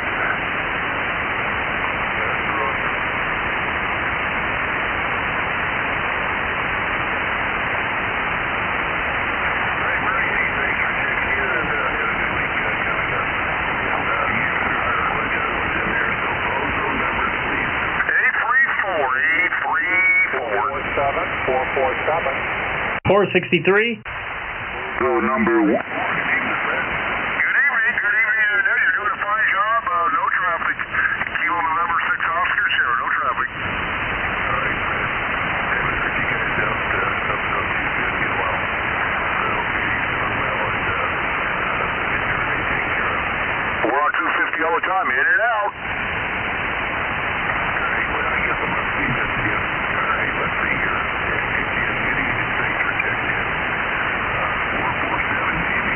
Yeah, this is November 6, the yellow November X-ray, South Orange County, Perdido Canyon, Portola Hills area. Just wanted to check in. You got a good signal down here tonight. Thank you very much for checking in. Yeah, I'm not looking at that direction, so you're off the next under me, which I guess must be working too. So thanks for checking in, and hope you get everybody in Wednesday. Okay, 7-3, and by the way, no traffic. 679 clear.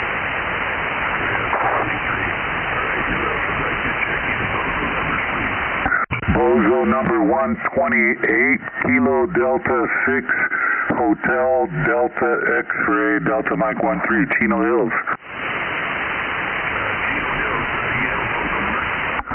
Bozo number 128. He's right on top of me.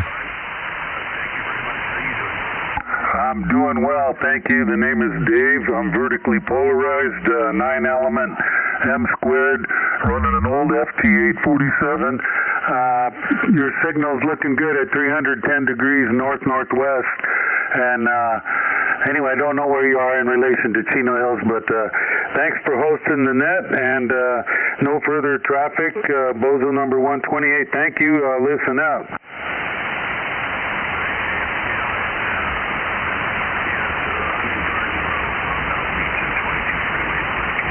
I can't even hear him. Hey, good evening, David. Thanks for doing what you're doing. I'm sitting here watching the Doyers playing and stuff. Doyers. Yeah, that's about it. Homeboy said Doyers. What you're doing, this is Bozo number 10, and I'm going to get back to the game. What's with people making the weird noises? I don't get it. Yeah, I heard that. Doyers. Good to hear you there, Captain Klotsock. See you later. Oh, HDF. Okay there, Dave. It's nice to hear you. WA6TD, back to the game. Quattro.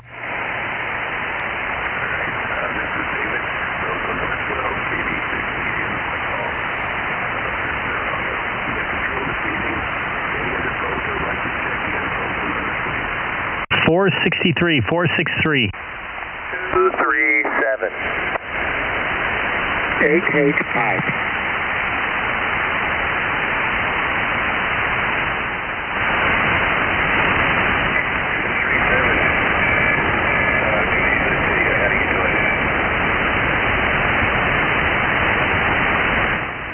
Oh man, we have some really bad conditions here in Southern California. Hello,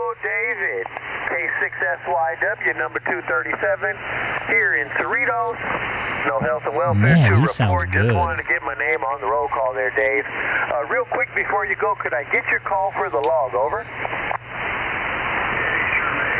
I don't think Dave's going to be able to hear me tonight. I could barely hear him. And I have the Got that there, David. Dodger game on Have right a great now. day, and thanks Watching for him, running the net. actually it's tied. K6SYW, back to net control. Joe Kelly with a porn stash is pitching right now.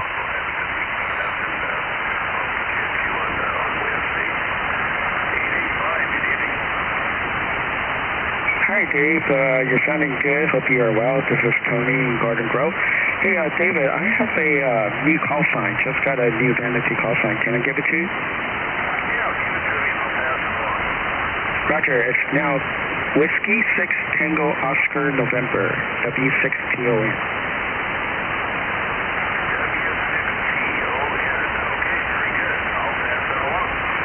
All right, thank you. No traffic. And 73 to you in the net, W6TON 885. Anybody still watching on YouTube? Jump in the chat, say hi.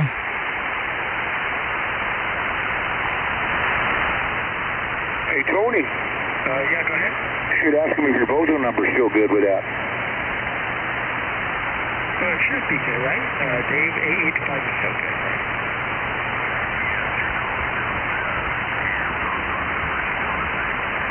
Roger. Thank you, Dave. 885.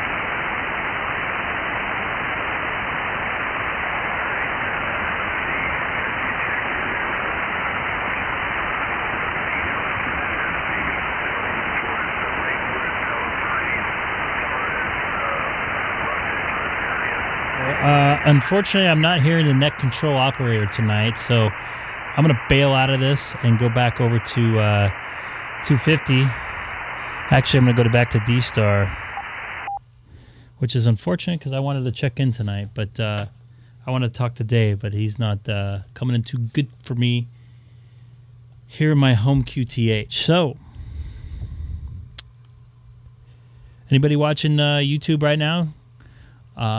Feel free to jump in here and say hi on Reflector 30 Charlie.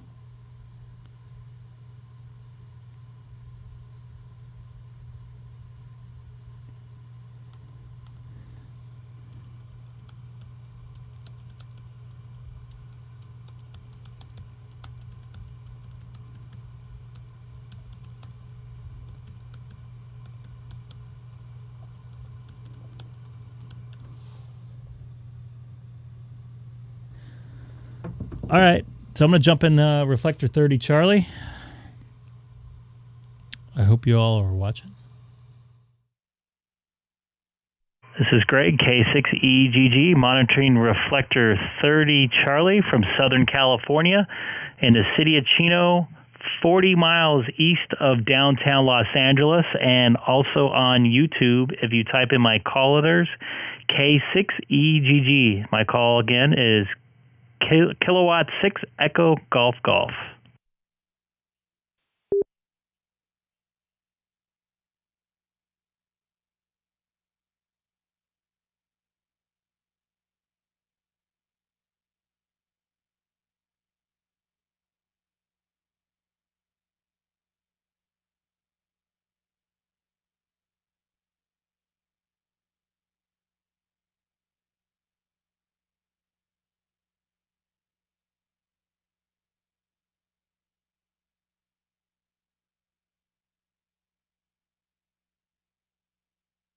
Got quiet out here. Everybody must be watching the Braves-Dodger game on TBS down there.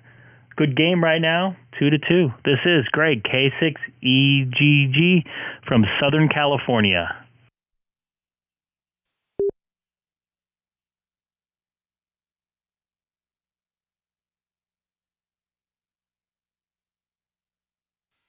K6EGG, this is KJ7WFB, Devin in Bloomington, Indiana, about 25-30 miles south of Indianapolis, Indiana.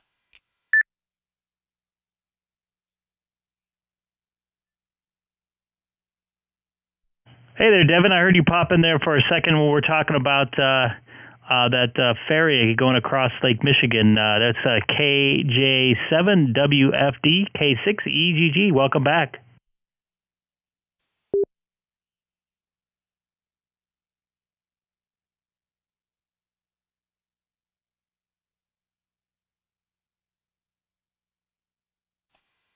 Hey, thanks. How are you doing this evening? I am doing excellent. Just talking on DStar here, Reflector 30.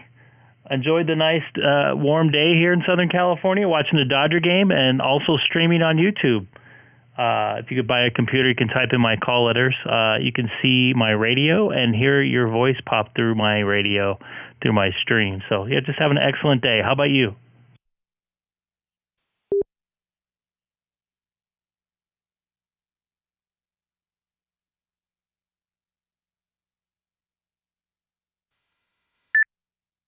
KJ7WFD. It's been a pretty fine day otherwise.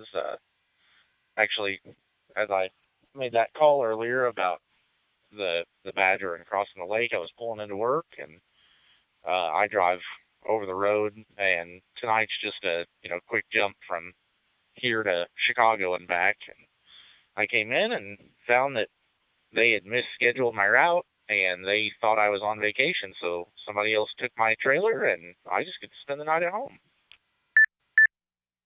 KJ7WFD. Devin, that sounds like great news. I hope you're still getting paid. How do you connect to Reflector 30 by chance? Do you do it through a hotspot, or do you do it via a local repeater? I had a little bit of packet loss there. I assume you asked if it was hotspot or a repeater. I'm connected to the local DStar repeater here, Kilo 9 India Uniform, through Indiana University.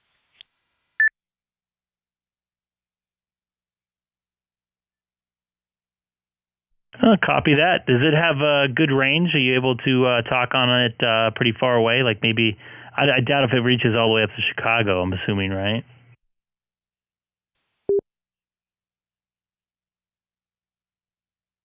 I've never actually tried. I know. Well, I guess I can say I kind of have tried. We went to a festival last week, and we probably got about 20 miles outside of town, and I could not per-chunk it for anything, even high or low.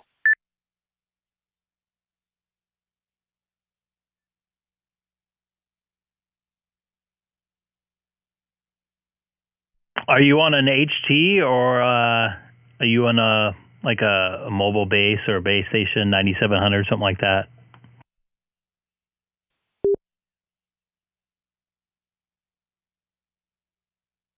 I'm on my mobile rig. It's a Icom ID-5100.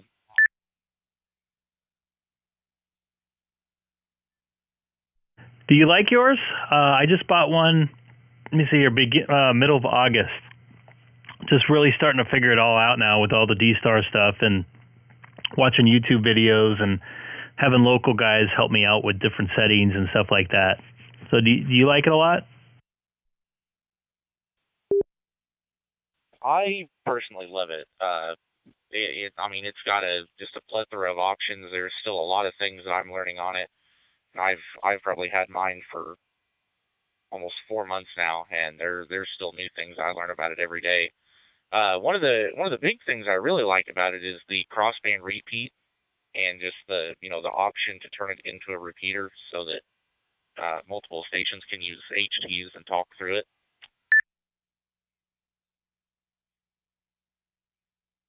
Yeah, one of the guys on one of the local DStar repeaters was talking about that, N6DXN, I believe his name is. Does that, can I talk into it analog and will it spit out the repeat into a DStar repeater? Will cross-pollinate, I guess the best question to that is? I've never, that's a good question. I actually have a EF Johnson 5100 I could try that with. But I would have to imagine it could do some kind of mixed mode, you know, something to that effect. I would have to imagine it could.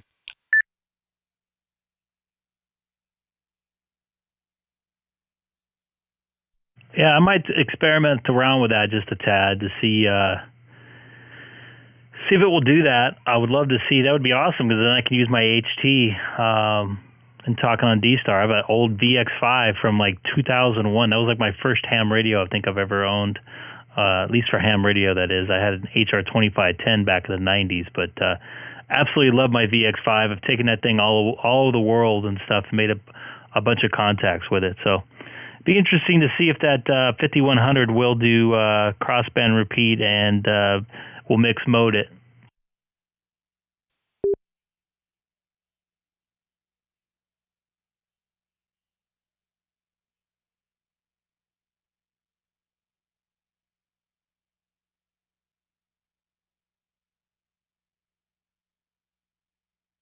I would be interested to see that as well. That's really something I've never thought to try. Like I said, I just really can't say enough positives about it.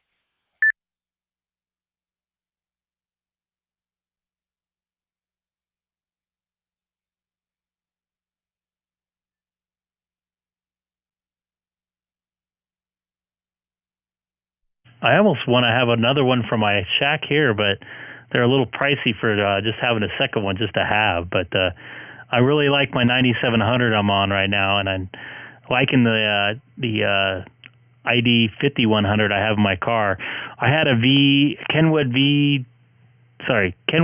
TMV 71, and it was a good radio, but it also had some weird quirks to it. When I would drive by cell towers, the front end would pick up the noise from the cell tower and pretty much wipe out anything I was listening to. So I noticed that I do not have that problem with the Icom ID 5100. So really good radio out there. Once again, this is Greg, K6EGG, and also on YouTube, if you type in my call letters, K6EGG into the search engine. We got Ivan watching over in South Korea right now. HL5BBD.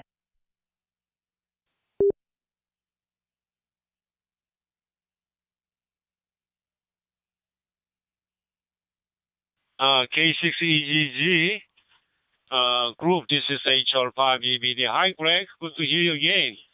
I can hear you very well. Actually, I'm now showing our video to my local friend. Actually, I'm in the middle of a smartphone class.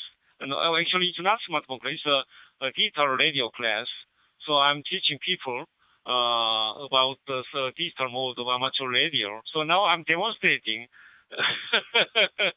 Yeah. So the one of my students are watching our QSO now through the Zoom. You think that's excellent. The weather today is very fine. Blue sky looks beautiful. It will be another beautiful traditional autumn weather here. Back to you, Greg. K6EGG group. This is HR5BBD.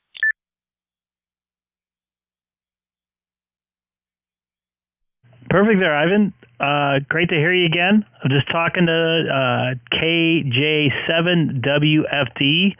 Devin, he's in Indiana. He is talking into a local repeater that he switched to this reflector, and I'm talking into a hotspot here in my shack. It's a DStar hotspot I picked up from Amazon.com. I can't remember the name of it offhand, but it was like $100, and it seems to work pretty good. I was able to make contacts all over the world, so it's pretty good stuff. Back to you, Devin. KJ7WFD for K6EGG.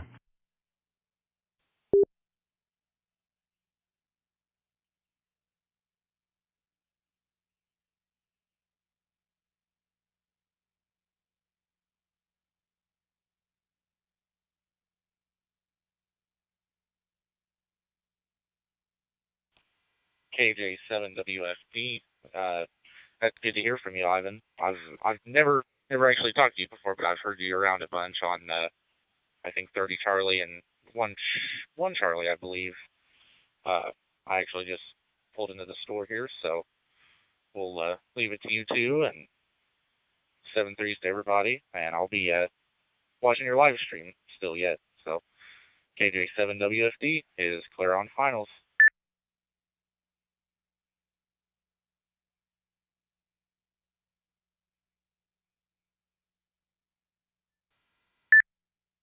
KF0DRB.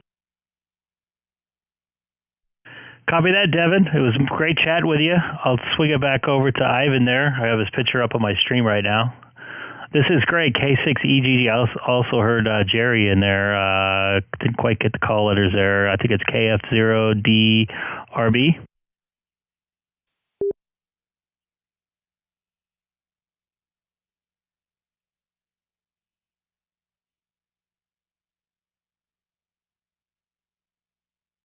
That's correct. Go ahead, Ivan. KF0. Okay, K6EGG.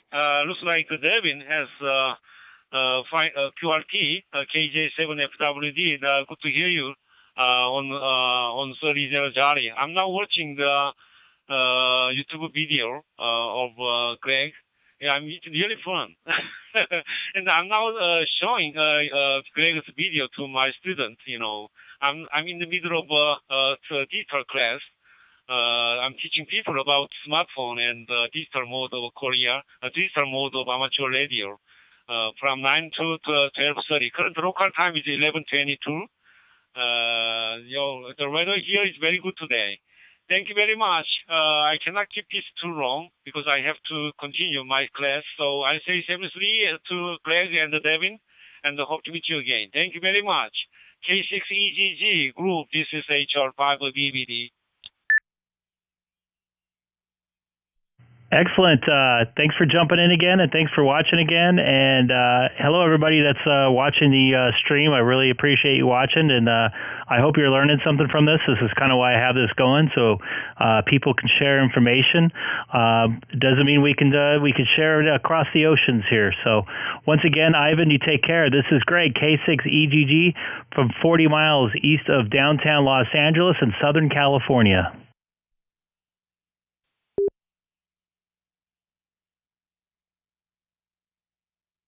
Okay, Greg, thank you very much. I really enjoyed it. I hope you have a good day today. K6EGG, this is HR5BBD 73. Bye-bye.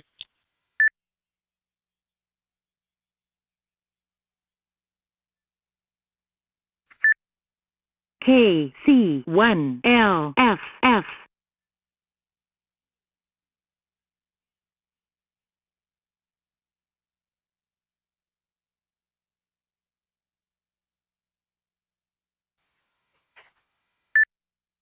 K9. Yeah, Olsen, Korea there. HL5DDD. Yeah, Ivan. I did have the name right. Greg, go ahead.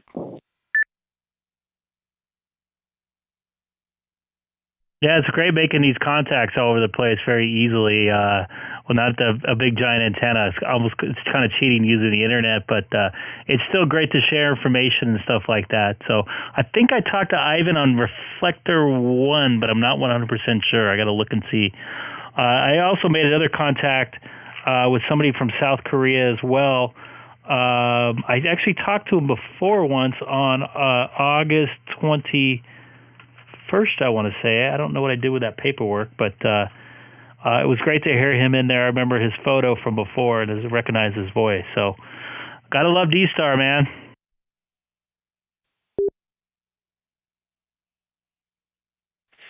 Yeah, it's a really good time, especially if you're on your technician class and you want to, and it's cold outside and you want to talk around the world and you don't have your HF stuff yet. It's also really good practice to get in there and, even having all modes, even if you do have it all, as far as your class goes. But it's a lot of fun. I've had a lot of fun on it, and it's actually what's gotten me started, and I've enjoyed it. I got a local repeater around me that got me started with DStar, and the 5100A is what I have, and what I'm actually talking to you on now. And I was hitting that repeater from 45 miles away on 70 centimeters, and the conditions changed, and I wasn't able to do that anymore, so I went ahead and bought my own hotspot. and I enjoy it. Back to you, Greg. KF0DRB.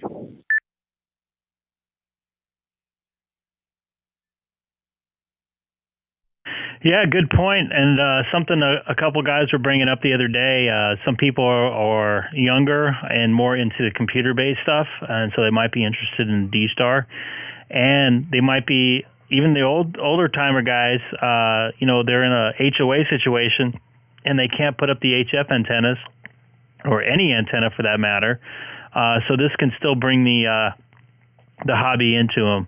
So I always was led to believe that ham radio is what you make of it, whether it be making your own antennas, building up your station, or just trying to make the contacts wherever any means you can. So it's always pretty cool making a bunch of contacts out there, especially in across the oceans and stuff like that. Now back to you. This is Greg, K6EGG, also on YouTube. If you type in my call letters, Kilowatt 6 Echo Golf Golf into the search engine, just like Jerry did out there, and let's go. Yeah, I should have acknowledged. I've seen there was a station that popped in there, so I'll stand by and let somebody else jump in. KF0DRB, anybody on 30 Charlie wants to jump in, go for it. Kilo 9, Lima Charlie Yankee.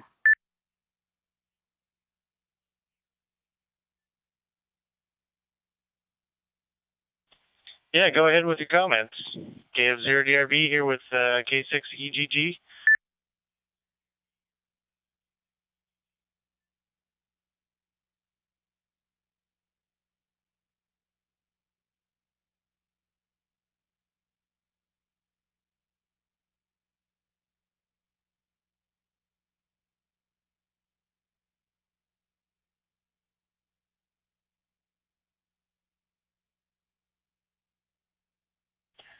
Kilo 9, LCY, go ahead, sir.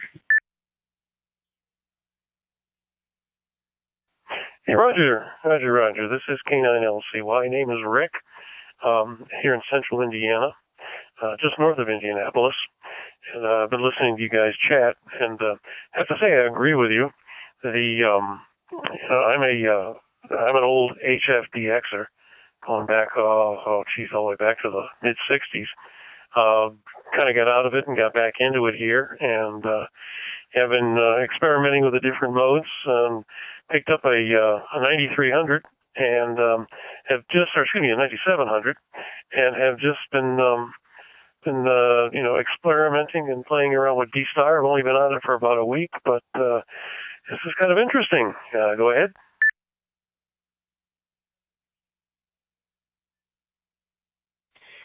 Yeah, it is. It's a lot of fun, and I'll send it back over to Greg. I'll sit back and let some other stations chime in. Go ahead, Greg. Take it away. Hi, Rick. Yeah, I'm. This is Greg, K6EGG. I'm about 40 miles east of downtown Los Angeles in Southern California, and I'm also on YouTube as well, streaming, so people can enjoy DStar via their mobile device or any way they can watch the stream. I also have that up also, so people, if they see me streaming, they can jump in and find out where I'm at and jump in and say hi. So that's another way to maybe bring in some people into maybe even to this reflector. I do know where Carmel, Indiana is. I actually stayed at that Marriott there, if you're familiar with it, for about a week, about 3 years ago on a work assignment. So very familiar with that area. I spent a lot of time in Indianapolis, mainly staying in downtown over at the Westin. So a lot of trips out to the Midwest there. So now back to you, Rick. This is Greg, K6EGG.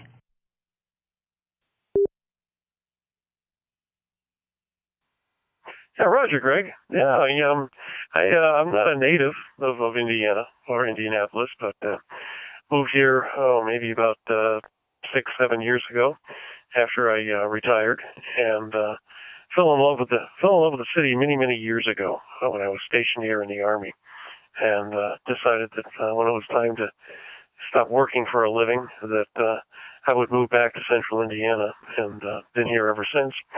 Really do like it. And I do enjoy ham radio. Like I said, I'm just now learning about DStar. And I got to admit, I heard you talking to your friend there in South Korea. That's the one country I have not yet been able to make an HF contact with. I may reach out to South Korea on the HF bands and see what I can do. But I'm definitely going to reach out on the DStar section to see if I can catch up with it there. I don't know. I feel a little guilty doing it on DStar. Like I say, I'm an old HF guy from way back, and but I do have 117 countries to my credit, and I'm still working on South Korea. So we'll see what happens there. Back to you, Craig. K9LCY K6EGG. Copy that, K9LCY. This is Greg, K6EGG. You know, another way you can bring somebody into to a conversation if they have DStar and they have HF. You can see if you can raise them on a 20 or 40 meter or whatever when you're making that contact through DStar. I've seen some people do that as well on a couple other reflectors over the last couple of weeks. I'm pretty new to this myself. A couple local guys here in Southern California been helping me out here. They're probably watching the stream right now. They got me into this. Ended up getting a couple hotspots so I can connect a couple different ways. I have one for the mobile for my ID 5100 and one for my base here, the Icom 9700. And there's a ton of repeaters I can connect to here. But for the most part, they want those to stay on the reflectors that they're on. Although I did talk to one of the guys here locally that owns one of the really good repeaters here in Southern California. He said I can go ahead and change it whenever I wish. It changes back automatically after a certain amount of time. So once again, thanks for making contact with me there. Spacing out here. Sorry, Rick. This is Greg, K6EGG for K9LCY over in Carmel, Indiana.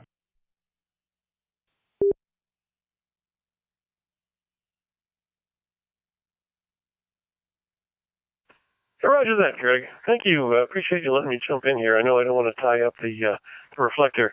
I'm going through a local repeater here in Shelbyville, and I think it's permalink to 30 Charlie. So, because I haven't been able to make a change, and maybe I may not know what I'm doing, but anyway, now that I've gotten my feet wet with DStar, I think I'll probably invest in my own little hotspot here, and we'll see if we can experiment further. But I appreciate you taking my call. Thank you very much. Good to chat with you. Appreciate the QSO.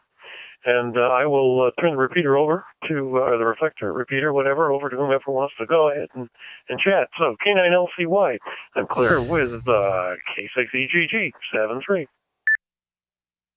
Thank you, Rick. I'm going to take a quick standby, Jerry, and I think there's somebody from Fort Collins, Colorado that's going to be jumping in here. I'll be right back. K6EGG.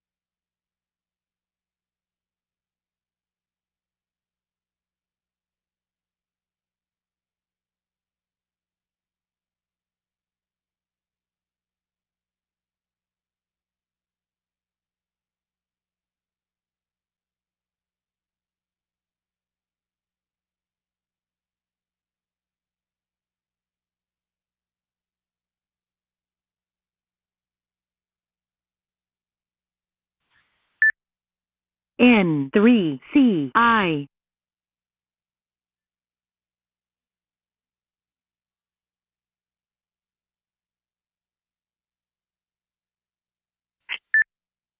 WX1D.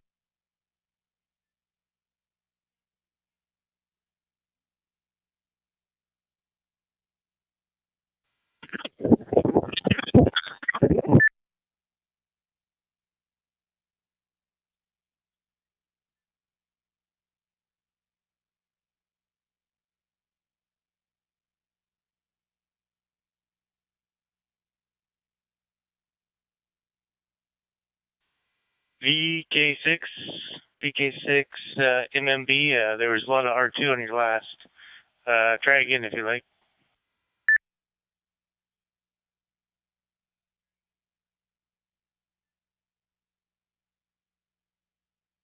G'day, mate. I was just bumped my radio. That's all over.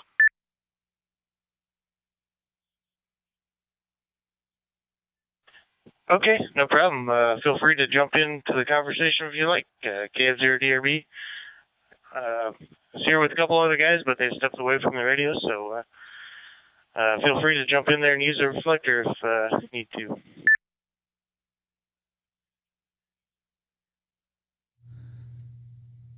Cheers for that. As I say, I'm moving things around at my computer desk and I bumped my radio. That's all. So sorry about that. 7-3, have a good day. K6EGG, clear on your side.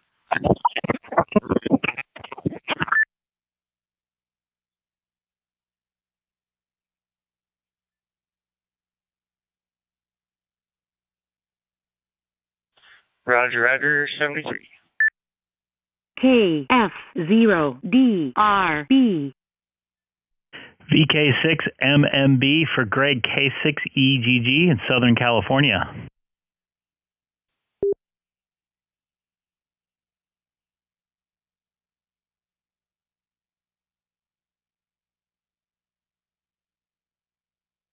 Yeah, good day, mate. I was just saying to the other station that I was moving things around on my computer desk and bumped my radio. Sorry about that, over.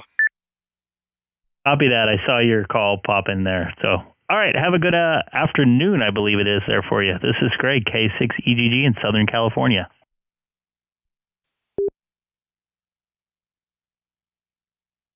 Yeah, incorrect, Greg. It's actually 10 a.m. in the morning. Actually, it's 10:30 in the morning here. I'm in Manjimup, Western Australia. I'm in the southwest corner, about 300 kilometres southeast of Perth. And my name this way is Michael. But yeah, I was not trying to start a QSO with anybody, just bumped the radio. VK6MNB, over. Copy that. Have a good good morning then. I apologize. Yeah, you're all the way on the other side of the country there. You're pretty far away from me. All right, take care. Have a good one. This is Greg, K6EGG from Southern California. That actually might be my furthest contact there.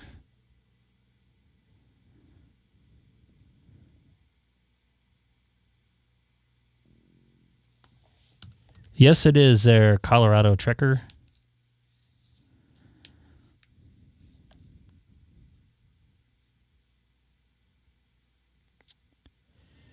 Yeah, I'll show you my screen right now. Oh, sorry about that. So if I go here, you'll see the reflectors. You'll see how that has a C next to it there. CL. The CL is fine. K6EGG from K9LCY. Greg, got a quick question if you're still there.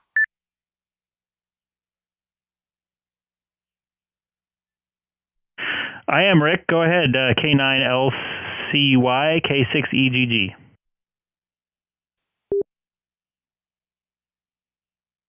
Yeah, have you said you had a 9700 there.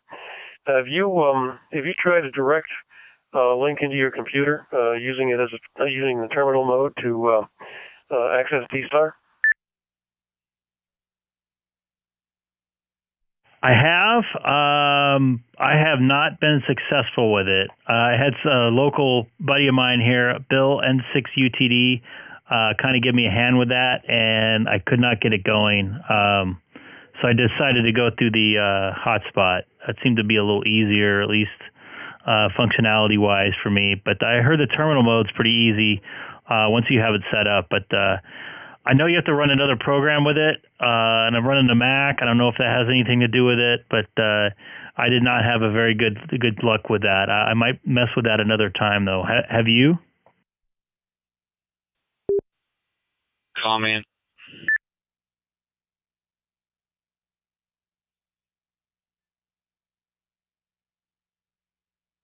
Head comment.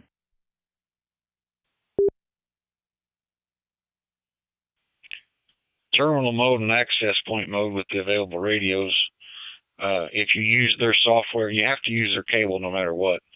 But if you use their software, you cannot access reflectors or 1 Charlie or 30 Charlie and stuff like that.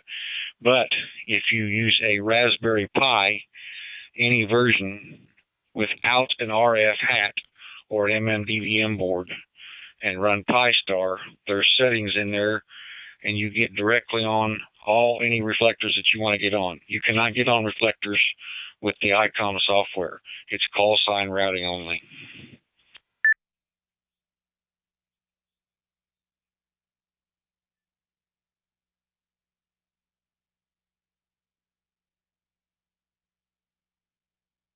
I'm sorry, I didn't catch that last part, something about call sign routing only. Station, please come back. K9LCY. Yeah, with the Icom software in terminal mode, you cannot access the normal reflectors like what you're on right now. But if you run PiStar on a I run it on a Raspberry Pi Zero.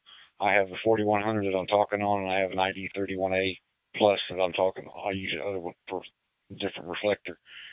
But you run in the settings in there, you use it as a DStar repeater, and the type of radio, you say Icom repeater in terminal mode. And you just, the cables, you have to run that cable for the terminal mode, of course. And I found a place to buy that for $56, I think it is. It's an American radio, I believe. But it works very well. It's big money right there. Terminal mode, you direct access, there's no RF. You can also use an access point mode with another DStar, like a mini repeater, with more watts. W9DSW. If you do a search online for it, there's a video showing a guy doing a 4100 and a 9700. There's a place on there too. You can do a search for it. No hat needed.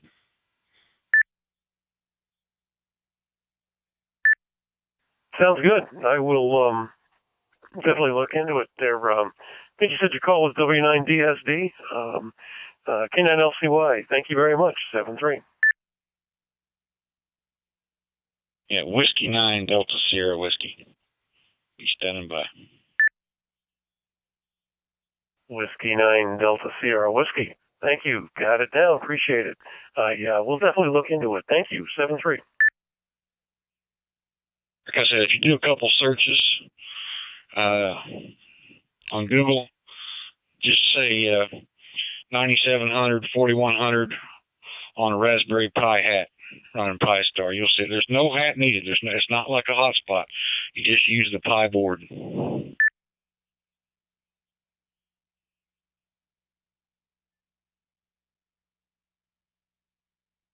Well, I guess I'm just going to have to break out my experimenter's hat, the soldering iron, and hit the bench. So we'll see what we can do about making it work. Dan, thank you very much. K9LCY clear. Roger. I run mine with just the Raspberry Pi Zero W, the little bitty one that's no bigger than a pack of cigarette gum. And there's a company called FLIRK, FLIRK, whatever you want to pronounce it. But they have a very nice aluminum with a built-in heat sink that connects right down on the CPU board of that, so everything runs nice and cool, keeps it protected. W9DSW. It's called FLIRK.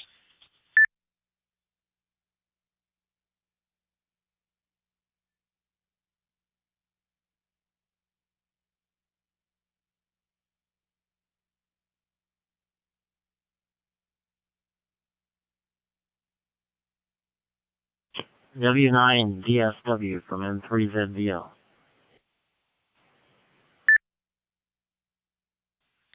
W9 DSW, go ahead.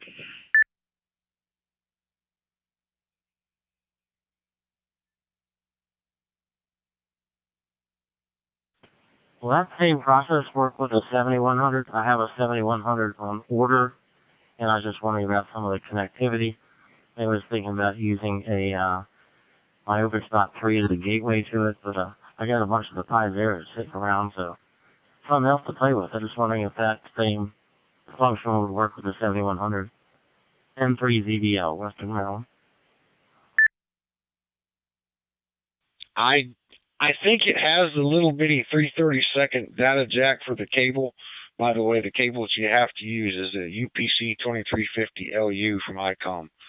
It's American Radio Products, has it for less money than what Icom sells or most everybody else. But anyway, it does have that jack on the 51. However, I don't think the 7100 does terminal mode. I know for a fact the 9700, the 705, the ID 31A plus, the ID 51A plus 2. I think that's it. Supposedly, when the 52 comes out, HT, it will too. But that's as of right now, that's the only radios that I know of currently that does terminal mode, access point mode.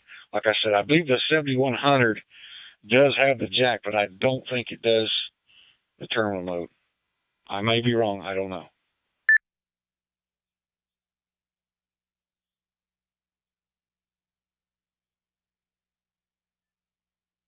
W9 from M3ZBL. At least you gave me the idea and the concept, because I'm really a Fusion person. I had a 5100, and I do PDN mode. I got a couple of 300s, and do that same access point, have antenna up, and I can hit it, 30 miles away like repeaters.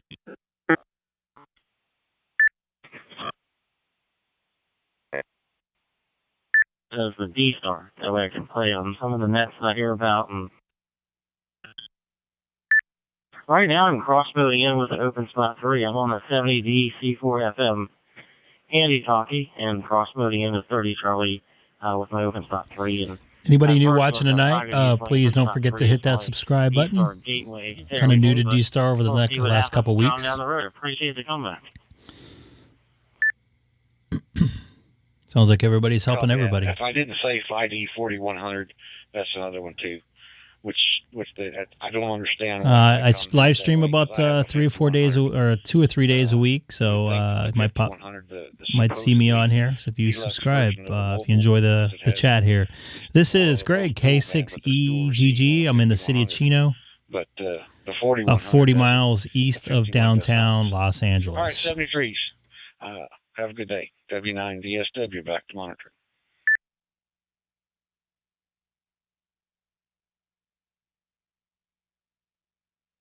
W9 DSW. Appreciate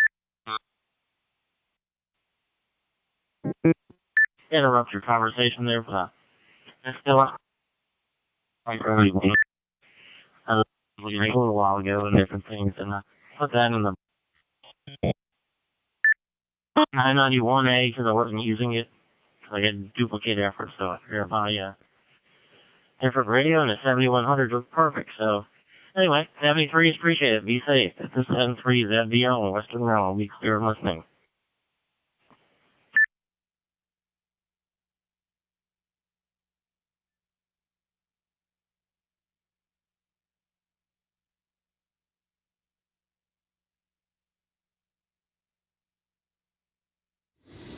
Hello, everybody watching. I'm going to bring in my daughter here, Haley. W5COE. Okay, let me do this.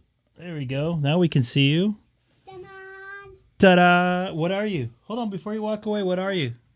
Elsa. Elsa from what? What movie is it from? This Elsa, I bought it at the store. You buy it at the store, but where's Elsa from? Is she from a movie? Yeah. Yeah? Yeah? Okay. Is that all? You getting embarrassed now? Mama. Sorry, let's get back to some radio there. She's heading to bed there shortly, so just want to say good night to her. Anybody new to the channel? Looks like Colorado Trucker just jumped in there. Tracker, sorry.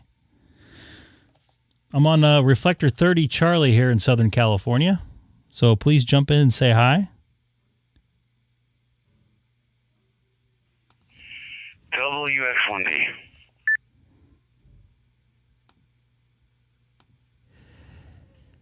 WX1D. This is Greg, K6EGG, in the city of Chino, 40 miles east of downtown Los Angeles. K6EGG, WX1D. How are you, Greg? Tuned into your stream, and you're doing an awesome job. Welcome to the hobby. It sounds like you might have just gotten into this recently. I've gotten into the DStar part of this recently. Got a lot of help from my buddy Gabe, K6EGG, over the last couple of weeks setting up DStar.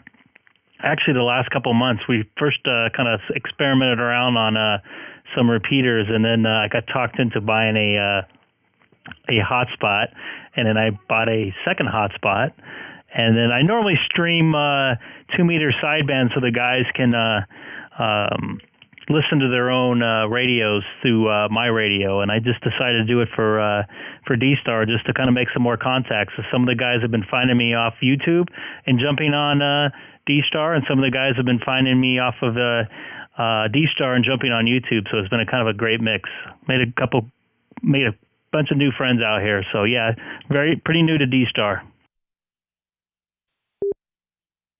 Oh, that's awesome. Yeah, it's really cool that you're streaming DStar on YouTube. I don't think you're the first one I've seen do that so far. So that's awesome. Yeah, I'm stand. So I'm laying in bed just listening to everybody, and I've got this thing hooked up to a fan dipole. So if I want to get on HF, I can do that for a little while and then kind of bounce back and forth. So surprisingly enough, it transmits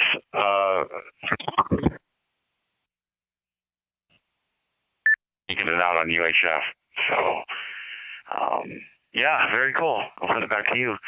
K6EGG WX1D. Copy that. WX1D. I also have your QRZ page up on my YouTube stream, checking out all your stuff there. It's great to make contact with you. Yeah, I figured I know a couple guys that do streaming on HF, W7HU, Alex, KB2UKA, Douglas. There's a couple other guys from like Minnesota and stuff, but I actually know those two guys.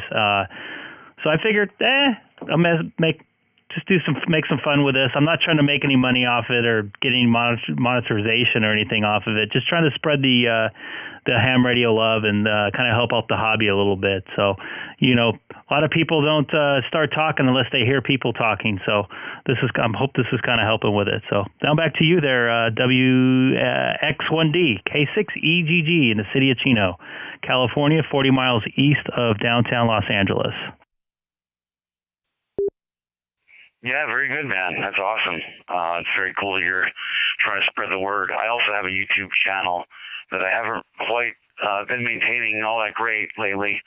It's called Transmissions, and it's mostly taking this radio here out in the field and just working from different places. Like I think the last video I uploaded was a maritime mobile video where a friend of mine took us about 10 miles off the coast here in Maine. And with a Wolf River coil and this radio, I was able to make it out to Hawaii and all over the place. So I try to mix it up and come up with new ideas, but it gets hard to do. There's a lot of other streamers out there and YouTubers that come up with some really great content, and I always try to figure out what I can do that nobody's done before, or at least very rarely, So it's always hard trying to create new content and get the time to do it. So, again, I'm about 4 miles west of the Atlantic Ocean here in Kennebunk, Maine. Yeah, Maine is one of the states I've never been into, and I would really like to go to. Actually, me and my wife we talked about when my daughter gets old enough to remember stuff. She's only 4 right now. Is to fly like into New York or Boston and drive up the coast there and hit all those little states, including Maine, which I always wanted to go to. I've never been to. I heard it's beautiful, especially in the summertime with the staying really late at night, or staying light really late at night. All kinds of beautiful territories to look through up there. So hoping to make it up in your neck of the woods there eventually there. yeah, with the content with YouTube, sometimes just let it flow organically. You'll be amazed what people latch onto these days. There's a niche kind of for everything. So if you just throw out stuff you like, I'm sure there's somebody else out there that likes it as well. So cool deal, man. I'll check out your YouTube page. Can you link it into the chat there? Because I looked up I tried to copy and paste that transmissions in there, and it just came up with car transmissions. Oh, okay.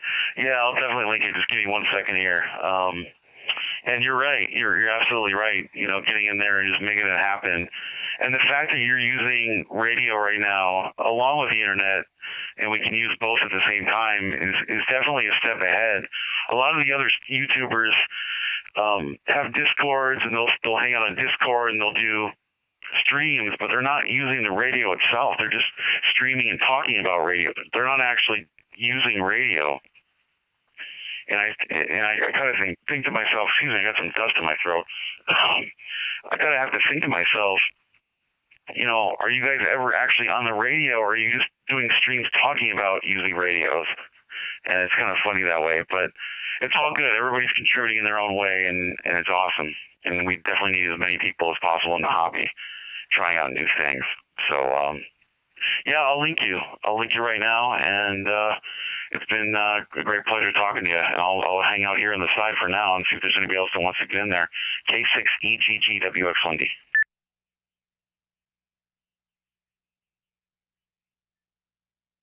Yeah, I don't know if you've ever listened to Ham Radio Clubhouse. They have a YouTube page, and it's like 4 or 5 guys get on there, and they just talk about ham radio. It's good. K6EGG, Joe Brett. I've actually talked to him. He was on his YouTube page, kind of doing something similar to what I'm doing, and he has a Echo Link. And I was able to tie into his Echo Link through my phone, and I was streaming at the same time he was. And he has his own personal page as well. You can probably look that up, K6EGG, Joe Brett. Really good dude.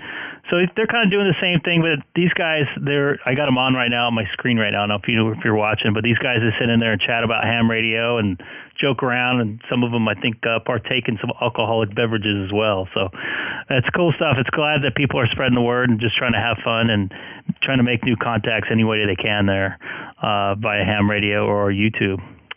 This is Greg, K6EGG for, I believe, is your nickname BJ? Yeah, that's right. It's Bravo Juliet BJ.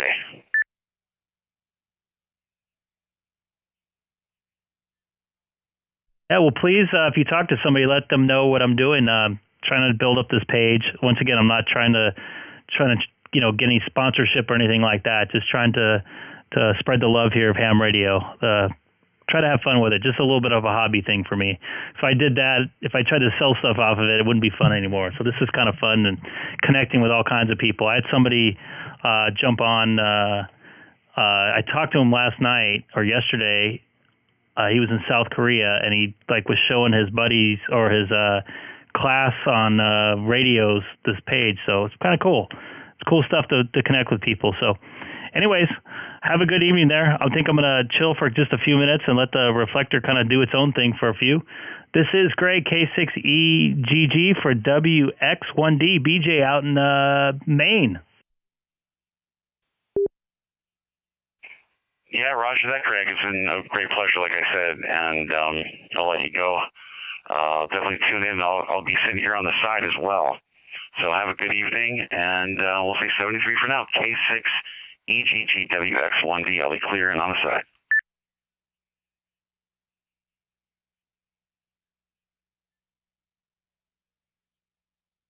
KF0DRB, 73, Greg.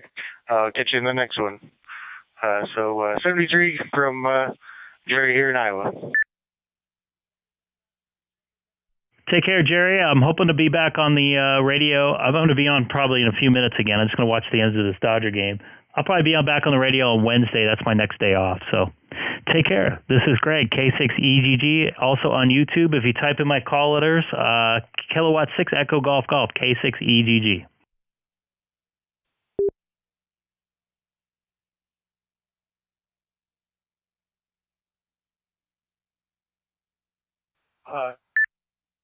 K6EGG, K9LCY. I'm going to back on out also tonight, Greg. It was good talking to you, and catch you around another night. K9LCY clear. Copy that. Have a good evening there, man. I hope to chat with you again. I'll probably be back on Wednesday night. So have a good evening. K6EGG is monitoring and watching the Dodger game, which they're winning. The Dodgers are winning 4-3 now.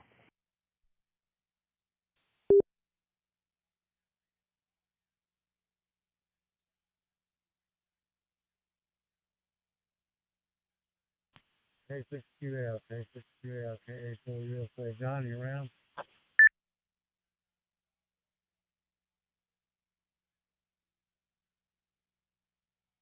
Station calling, your audio is extremely low.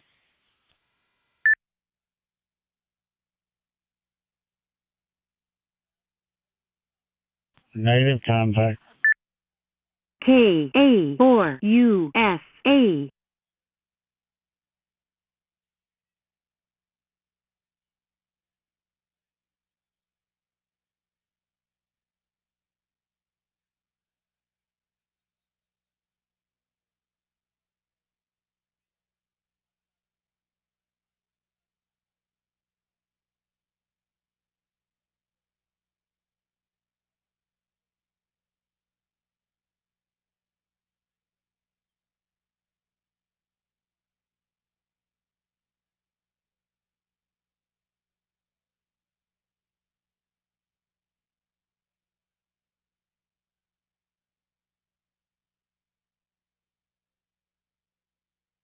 Whiskey 5, Charlie Oscar Echo. Somebody give me a radio check. Up ahead, you're sounding good in Central Kentucky, KA4USA.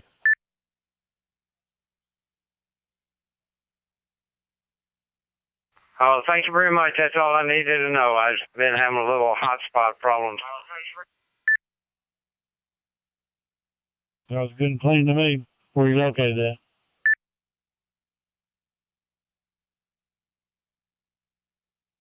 I'm in Killeen, Texas, QSL. QSL. Sounding good out of Texas. Write it down. Don't bother nothing. KA4USA, Frank in Lexington, Kentucky.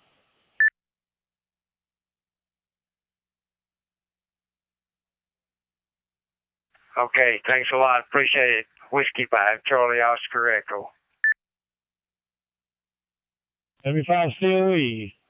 73 is KA4USA. We're clear listening.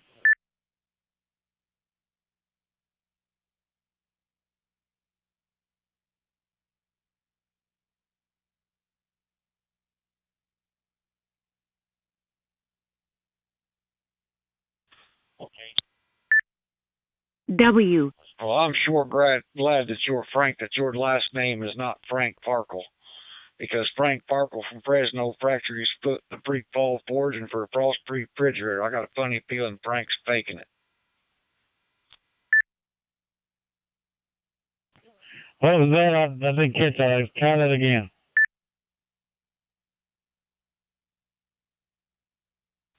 I said, I'm sure glad that your last name is not Farkle.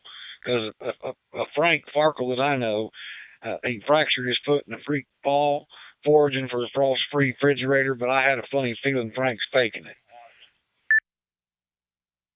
That's a lot of F's. Roger. Well, they call me Hank Frank from Odessa, Texas. You ever heard that joke? No, I haven't.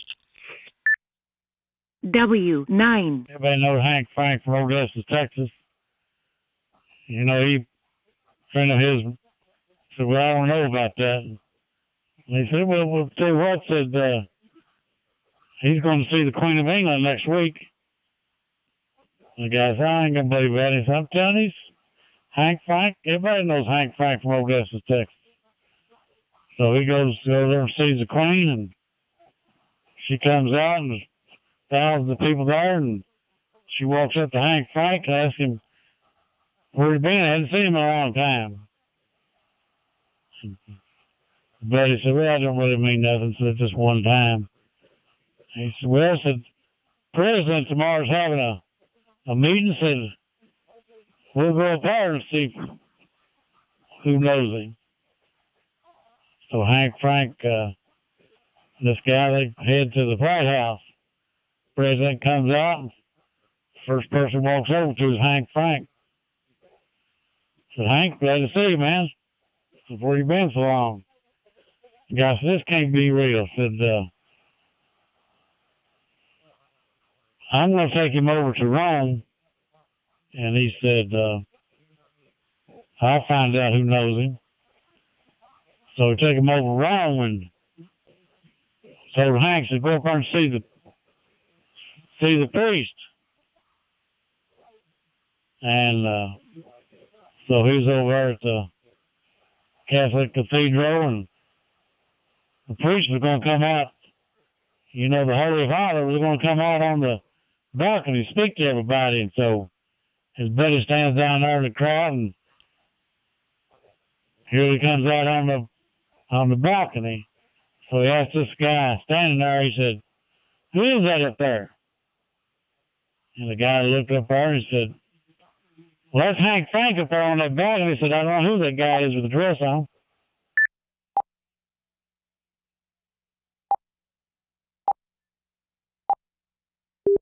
Roger that. W9. Well, everybody knows Hank Frank from Odessa, Texas. I actually lived in Texas when I was a kid, about 8 years old. For about 3 years, I lived in Austin.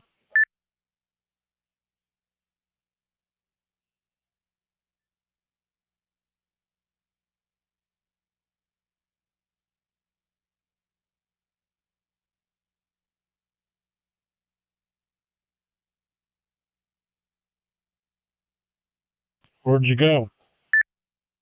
K-A-4-U-S-A. I'm sitting right here watching the video. Okay. All right, man, I'll let you go. KA4 USA, Central Kentucky, Lexington, Lancaster 73s. W9 DSW back to monitoring.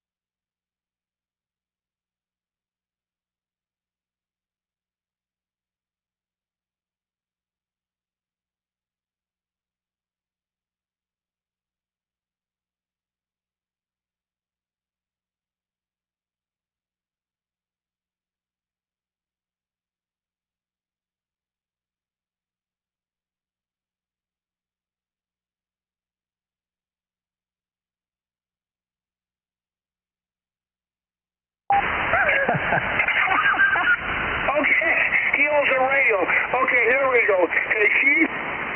Good. You want to make your heart feel like a heart of gold? Back to sideband here for a few minutes, as my Dodgers are tied now. Yeah, what's that? Donate the radio to Alex. He's got plenty of radios. You don't have a 991 Alpha? He doesn't like new radios. No. He likes free radios. Yeah, well, might have fun there, but I'm not into it. I'm not going to give it away anyway. If I can't get a certain price for it, why bother? Well, I don't know. I've been thinking about some of the other stuff I got. Somebody just asked from all the way in Oregon asked about one of my guitars. I'll probably pop over to back to DStar and Reflector 30 here in a few.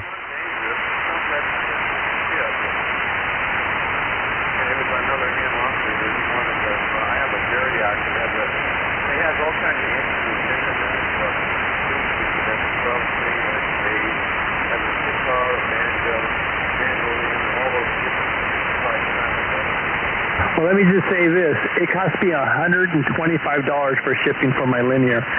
This linear, I think, is less fragile than that guitar, and that guitar is a lot bigger. It's lighter, but it's a lot bigger, so I bet you it'd be pretty expensive to ship.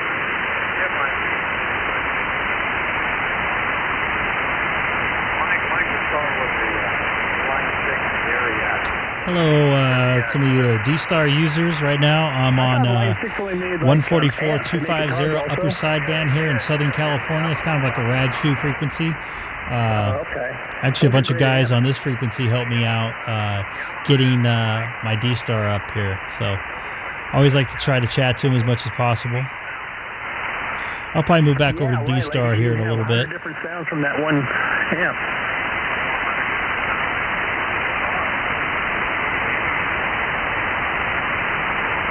Alex. Well, what happened? How come these amplifiers got so outrageous on the prices now?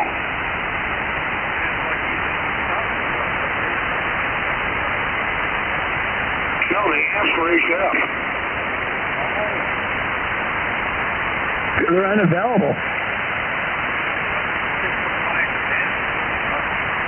Man, it's so expensive now. 4 or 5 grand, 7 grand for an amp. That's why I bought used. I couldn't even buy it new. I would have rather bought new, even though it would have ran maybe an extra $300 or $400. I would have bought it new, but they were just unavailable. So finally, I just broke down and bought one used. Well, I think you need to.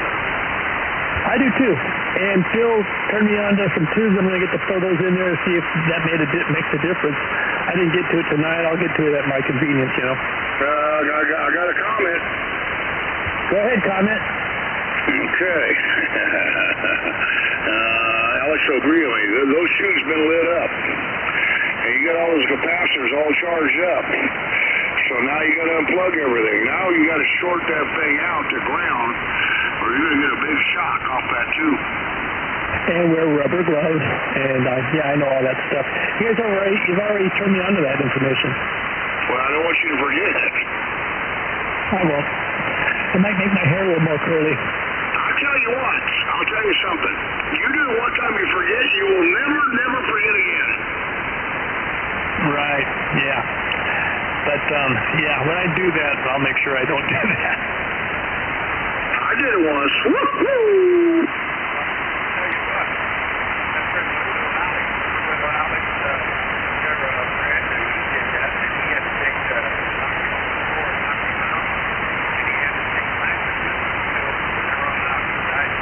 Hey, everybody watching tonight, jump in the chat, say hi, let me know where you're at, where you're from. This is Greg, K6EGG. I'm telling you, boy. Woohoo! So, like, the tubes that he's let me use, try out are RCA. He says they're used, but they're perfectly fine, The only reason he pulled them out is because he got some Russian ones, because that's what he likes using the best. And so he put those in there, so these are some spares, so he's letting me try them out to, see what's going on.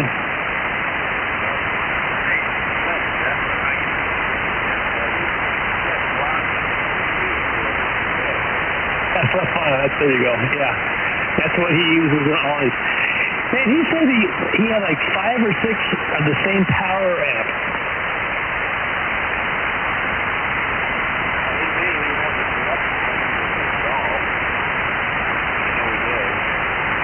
And every one of them has those, how do you say it again, Slavalia, whatever, those tubes in each one of them. Yeah.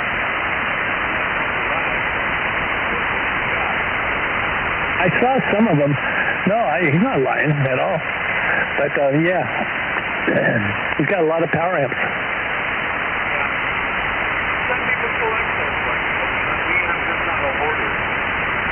He's got some cool, it's like a museum in his station. Like, he's got all this older stuff in all mint condition, too.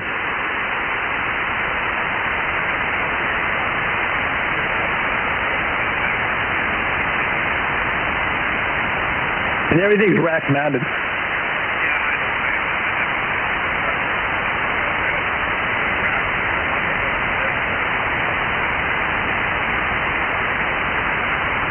In case you're wondering, I'm also watching the Dodger game here on my TV set that's over my right shoulder. I'll be back on DStar here in a few minutes. This is Greg, K6EGG.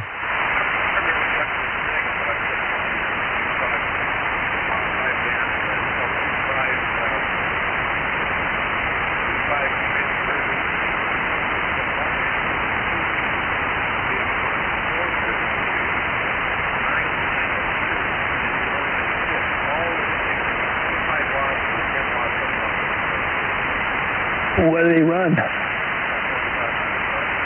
Whew. But I guess if you bought radios to do that, it's a lot more than that, right?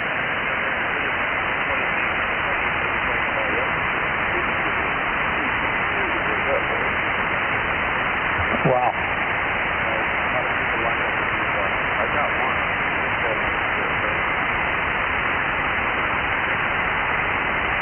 So that hooks into your normal radio. Yeah, if you have, you just look at what the range is. When the base gets 28, maybe side of 28.100, you put the switch, you know you're on 1296, 100 instead of 28. He doesn't just need the last digit. Okay. I always do that. That'd be fine. But it's all simple. You know, none of this complicated digital readout, liquid crystal, firmware, and all this typical data. And Icom you can't make the radio with.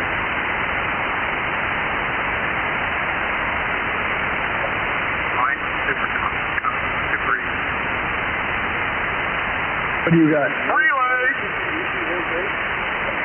Just a solid 8, no tune. All you do is put it on the frequency you want to transmit on, and that's all you do. I know, we try to get it here. Well, I've had it for 6 years now. Luckily, I haven't had to repair it. Good evening, everybody. Good evening. Good evening, everybody.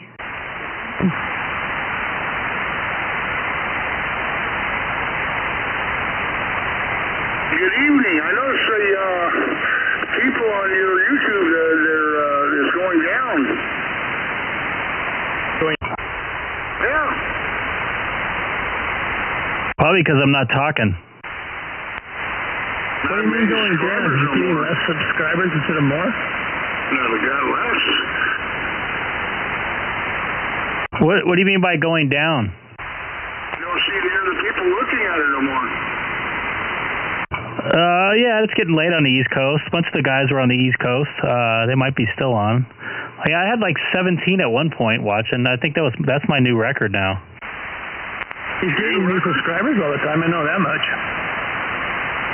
I am. Keith, sorry, Fred, say again? People get looking at it and subscribing now. There's 7 people watching, 293 subscribers. You live now? What now? Live now or no? Let my key unkey for a second, my relay unkey. Remembrance. I said, are we running live now? Over. We are live right now. I never even got to check into the Bozo net. I couldn't hear Dave very well. Dave wasn't doing when I checked in.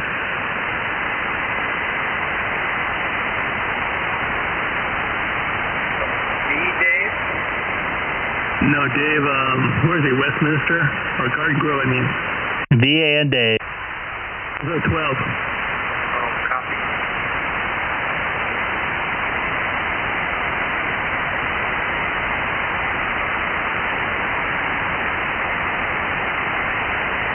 Okay, I just give you a thumbs up.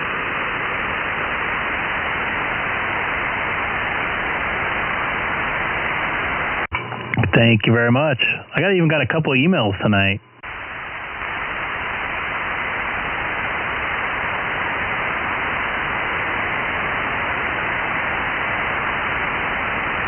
How much you selling your 991 Alpha Funky?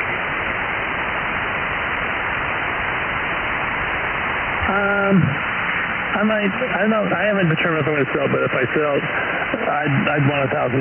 I'm not going to bother. Roger. You got one, right? I actually have the 991 that I had converted to the Alpha. Okay. I feel it's a pretty fair price. It's only like, what, 8-9 months old, 3-year warranty. And to buy it new, you pay about $1,300 for it.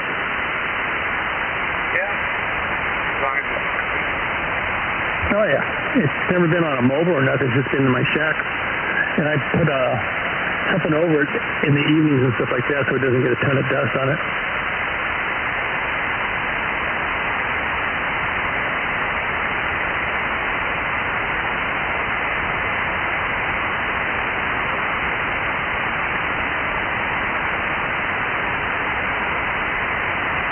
I don't know, I'm 50-50. I might have buyer's remorse if I do that. Or seller's remorse, I guess it'd be called. I'll be back. There's a contact that's on 30 Charlie that's down in Australia. Say that again, I doubled. I'm sorry, I'll be back in a few. I'm going to jump over to DStar. There's somebody in Australia on. Later.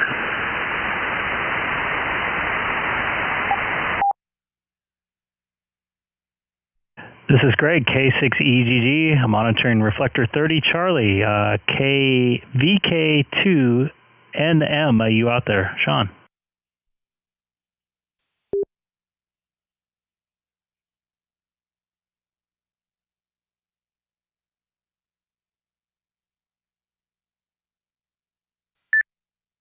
VK2NM. Yeah, g'day, Greg. How you doing? Saturday night or Sunday night for you over there, over? It is a Sunday night. It's about 8:30 p.m. I was just on a local 2-meter rag-chew frequency and saw you make a message there or put a message in the chat, so I wanted to make contact with you. I'm also streaming on YouTube, as you well know. Looks like you're north of Sydney and south of Brisbane.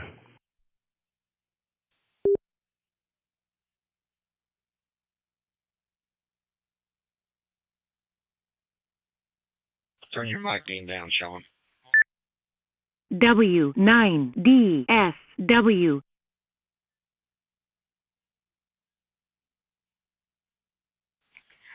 Yeah, we're in the, what we call it the bush. And, yeah, nice neck of the woods, as you can see, halfway between Sydney and Brisbane. Oops, that's about a 4.5 hour.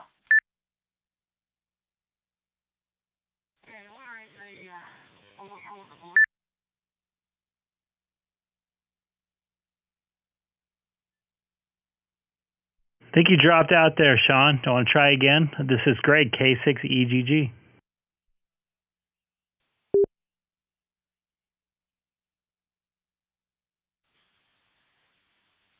Geez, a lot of latency tonight, Greg. Your internet's...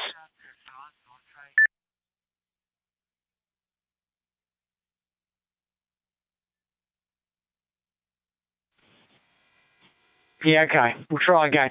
A lot of, I'll turn that down. I'm getting some funny feedback. A lot of latency between what I'm hearing and seeing on YouTube and hearing myself come back. It's a bit spooky. I really need to fatten up my voice. There's no doubt about that. But that's okay. Yeah, as I was saying, it was nice hearing you fellows talk on 2-meter sideband.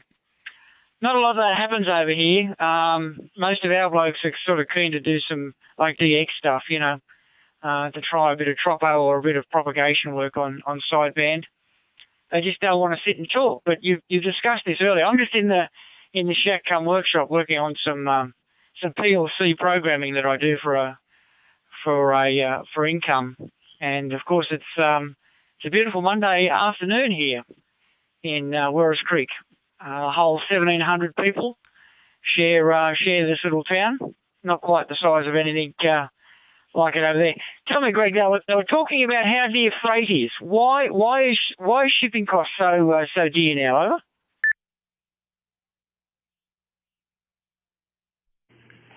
I don't know. I think it's a combination of things. High fuel or petrol cost. The workforce here locally in the United States have seemed to have shrunk. They're having trouble finding people to work for some reason. I don't know. It's a combination of a bunch of different things, I think. Hopefully it gets worked out, because we got some bacon, and it was $22 here, just for a couple strips of bacon here locally at the grocery store. And I think a lot of it has to do with shipping, so I'm not 100% sure I don't know if I can answer that.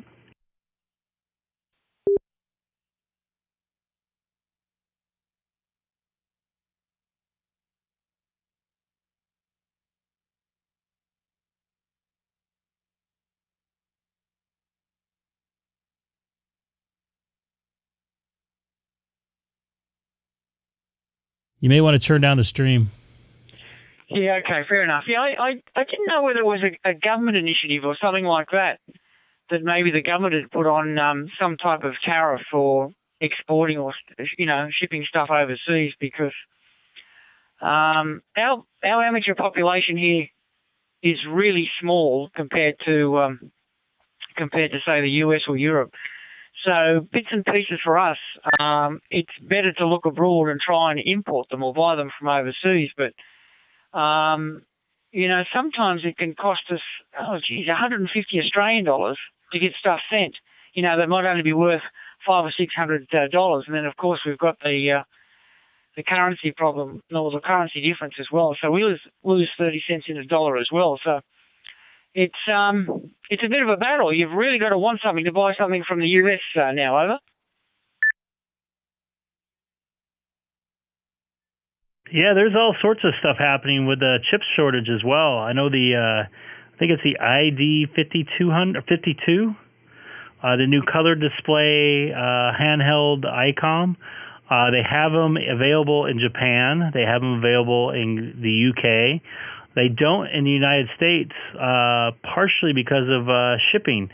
I live off I don't know if you're familiar with the United States. I live off the coast of Southern California, and there's about 75 ships sitting off the coast waiting to drop off their cargo.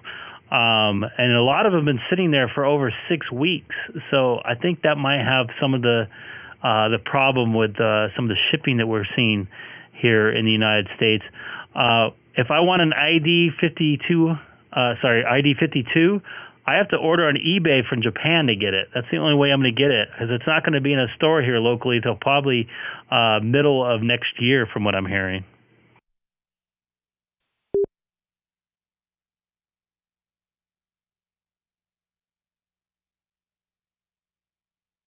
Try to listen to me on the radio, not on the stream.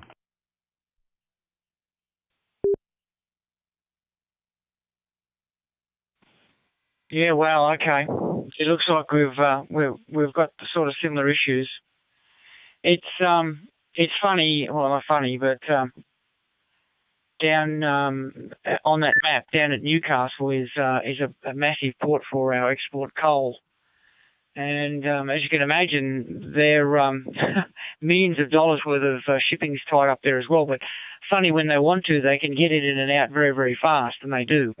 So it's quite bizarre. We can actually get stuff from Europe faster than we can from America. It's some of the shipping out of European. I purchased some ELAD, some software-defined radio, and it can actually be flown from Italy into Australia in about 3 days. Getting it through customs, well, that's another 7, but it gets here fast. Anyway, yeah, you wouldn't think finding workers would be a problem, but in Australia, it's exactly the same at the moment with COVID, and we rely on a lot of what they call backpackers, is a term they use here in Oz for a lot of European young people that come to Australia and do what they call a backpacking holiday, and they normally do a route through the fruit picking areas and things like that, but they're crying out. It looks like we'll have millions of tons of product falling on the ground because no one's to pick it, because us Aussies are too bloody lazy to get off our bum. But anyway, that's the way it goes. Okay, Greg, I'll let the channel go, and you might want to hop back onto sideband 144. But nice to chat to you again this week. K6EGG, VK to Nancy Mike. VK2, Nancy Mike, it's great to chat with you again. Definitely, I'm going to try to be here as much as possible on Reflector 30. I probably won't be back till Wednesday night my time, so you might have to adjust the time for where you're at there. I think you said you're in the afternoon there. Yeah, it's unfortunate. Yeah, we're having, it seems to be the same thing with the COVID, and for the most part, COVID is getting better. I wouldn't say it's good yet, but I think we're over the hump, hopefully. We'll see when we get into winter here shortly. But yeah, I'll probably jump back over to sideband. And once again, thank you for subscribing to my channel. I am on YouTube for anybody else listening on Reflector 30. If you type in my call letters K6EGG into the search engine. So, Sean, you take care. VK2NM. This is Greg, K6EGG from Southern California.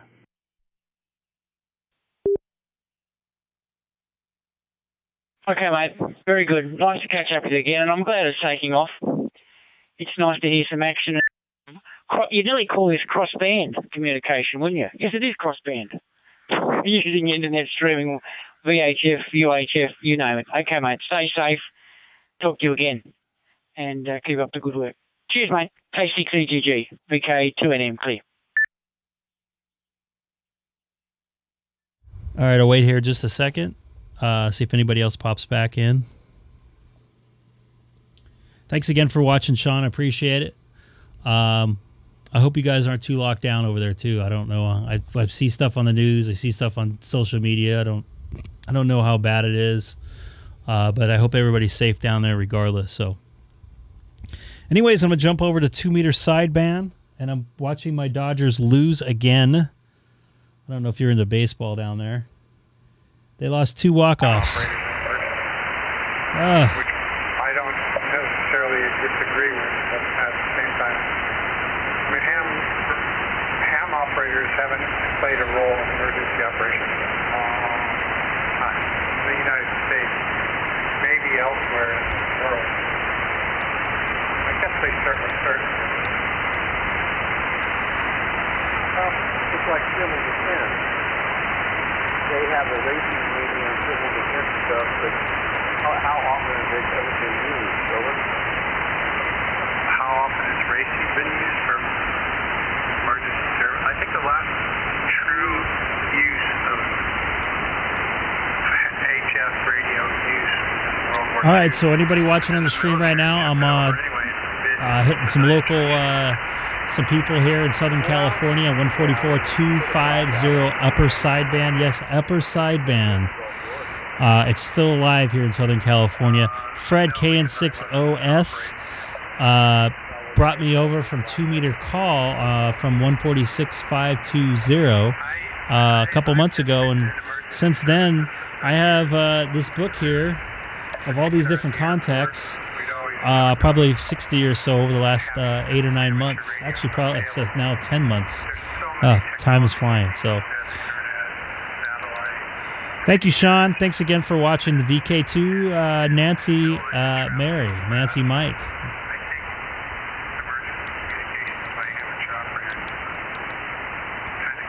Hope we can talk again. I want to hit you up about some other stuff happening down there in Australia. I also spent about 3 weeks down there for my honeymoon. I traveled from Sydney, Adelaide, and Cairns or whatever they're pronouncing. I did say Brisbane right, though, and Melbourne. I learned that down there, so I went back to Sydney on the way home. So take care. Have a good night. They were doing patches. Hey, and Ray's out there, out in Nevada. I'll probably jump back on DStar here in a few minutes. I want to chat with some of these local guys. Ray, you missed somebody in there from Australia. I don't know if you were listening.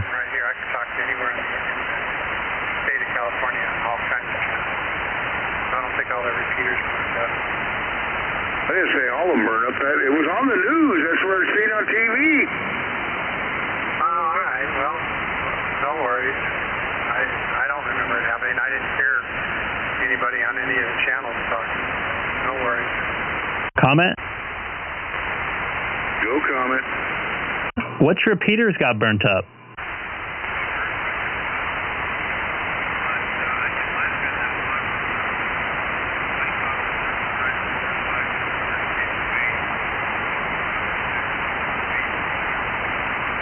Yep. That was the Northridge earthquake. Yeah, I remember that.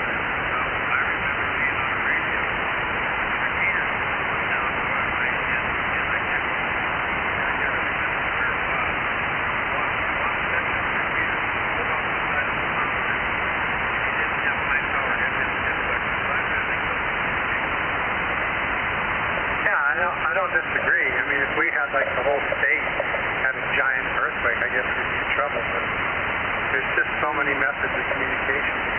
Although if all, what is that kind of bomb, EMF bomb, takes out electronics? I guess if that happened, the only thing left would be amateur radio if they still worked. The neutron bomb. Yeah, I don't know what it is, but it's a bomb. Fries all electronics. Yeah, it's a neutron bomb. It'll fry your fantasy. Hey, Keith, did you want to say something? No, I think Greg did. I'm sorry, Greg. Which repeaters burnt up? And by the way, we got an audience watching on YouTube from Australia right now. Tell them take a walk about and put another shrimp on the movie. Dude, they don't say that down there. What repeaters burnt up, Fred? I don't know which ones. I just seen it on TV. It was somewhere up north in Northern California, K6 West. If you looked at the back of a modern emergency vehicle, for instance, I drove a EOC, a big giant truck. I had to get my commercial driver's license. Oh, Fred, they don't say that down there, bro. So much communication equipment in it. I couldn't even figure half of it out, but there were operators who could. Communication can go down, but there's always another way, a back way, a door, another repeater, another satellite, another some microwave. One thing I could say, though, in that regards is, like, sometimes ham radio could be like the first, what's the words I'm looking for? The first response before the other ones get there, you know what I mean? Yeah, but who would they talk to? Who would ham radio operators talk to? Well, they could talk to the people that need to get out there and do their job. Or a tornado. Who do the ham radio operators talk to? Public service is already there. Not all the time. That's what I'm trying to say. Sometimes the ham operators are there before the first responders because they don't know about it or they don't know where it's at or whatever, and they can relay that information. That's true. Look at Puerto Rico. I don't know, but I'm saying it could happen. Comment. Yeah, but just my opinion, ham radio usefulness, emergency, overstated. There's just not enough infrastructure. There's not enough people on it. Who would I call right now if an earthquake happened? Everything was knocked out, plus my antennas, and I had a battery backup. Who would I call for help? Fred. Hey, comment? I happen to agree with you. It's kind of find the thing that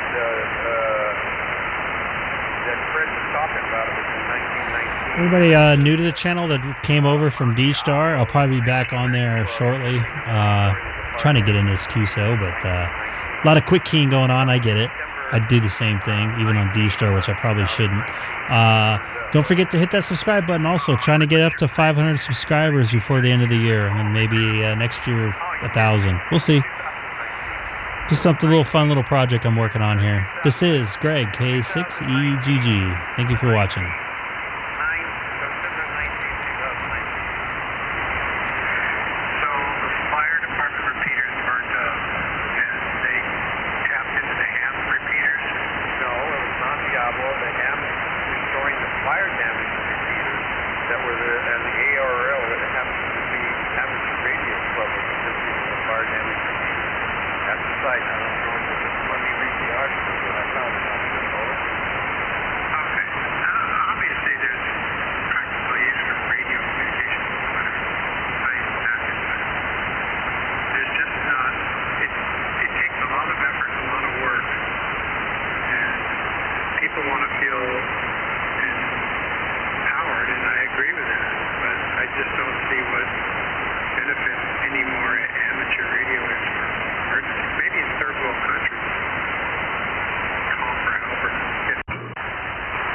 Comment?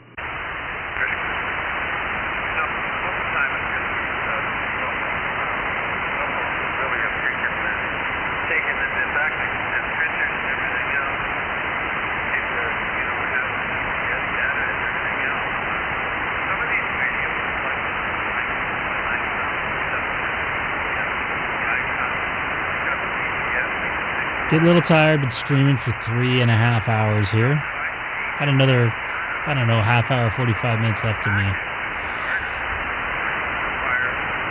It's great making all these new contacts today and talking to some old ones too. Yeah,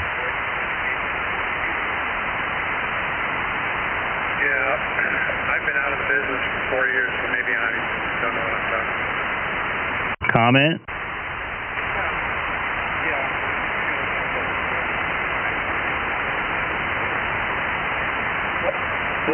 These guys are all close to each other. What I call right now if I had an emergency on my radio. Keith's the closest. Keith, come help me. No, you call racist. Oh, racist? Where are they? Racist? What's that? Say again? Okay, well, give me an example. Well, let's say you were running to a running store.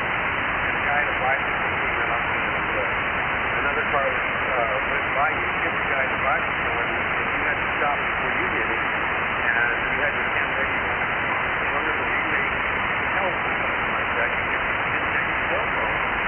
So the other thing you did that is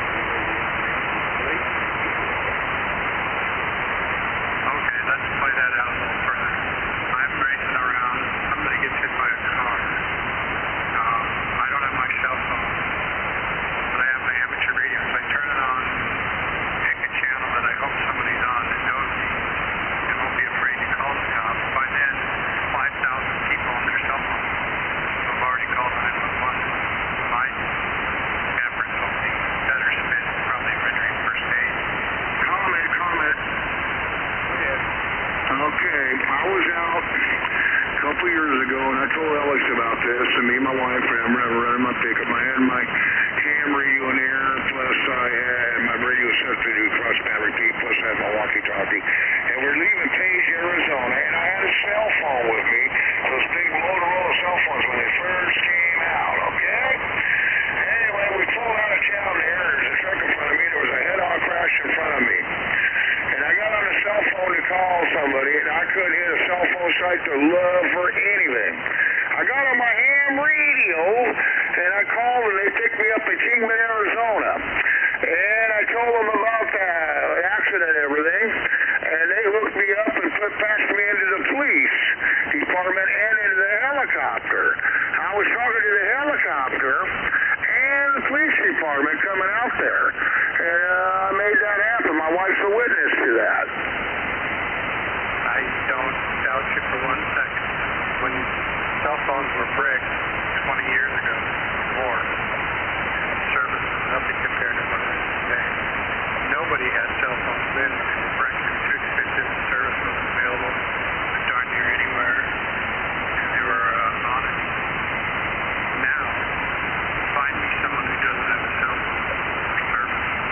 I don't have a cell phone. Okay, well, anyway, when I had that cell phone, that Motorola, it cost me $4,000 for the phone. And only business people had phones like that. But anyway, there are some places in these canyons and the mountains where people go backhiking. The cell phone is Yosemite Park. There's one right there. I know that's going on right now because my cousin goes up there all the time. The cell phones don't work up there. They don't work up there, well, whatever, in Yosemite Park. There's no cell phone service at all. They not work up there, Fred? Nope, they don't work. Are you sure they don't work? I'm positive they don't work. That's why 3 or 4 different companies have launched hundreds of small alongside satellites to put cellular service globally via satellite. They're launching more and more all the time so that ground-based antenna systems won't be necessary. Well, they'll still be necessary, but it'll allow cellular service to far reaches of the Earth that aren't covered right now. Right, they do got that, but the thing is, it's like $6 a minute, and you got to subscribe to that. It costs you a couple $100 a month on those systems, which are out there right now. But they're too expensive for the average person. It just goes backpacking once in a while just to have that service. I'm not talking about that. I'm talking about that will be the mainstream. Eventually, just like when you first fired up a brick cell phone, nobody had it. Eventually, there'll be so many satellites up there that it'll be complex. Go ahead, Fred. That's my point. So we do satellites, and I've done satellites on HS too. 15 meters up, 10 meters down, vice versa. 10 meters up, which is 15 meters. And there's Russian satellites that use HS. So they're after the frequencies for all of those kinds of things, and we are dwindling.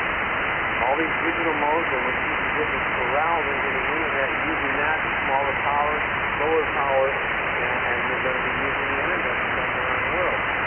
And that's just my point, is that, in fact, you try to get somebody on the computer. I have a little window in the car, or even to just call the auto club. You know, I don't know why they would be afraid to do a video and call the police or the business. I've never had to put up under the police part, you know, and call them and the police yourself, but that has happened too. You know, the last time we used it, those that islands that we had that were invaded down in the off the coast of Argentina back in the 80s, and the Air Force and the military and everybody else went down there. The biggest thing is that they had to go to the payphone to coordinate their efforts. What was that?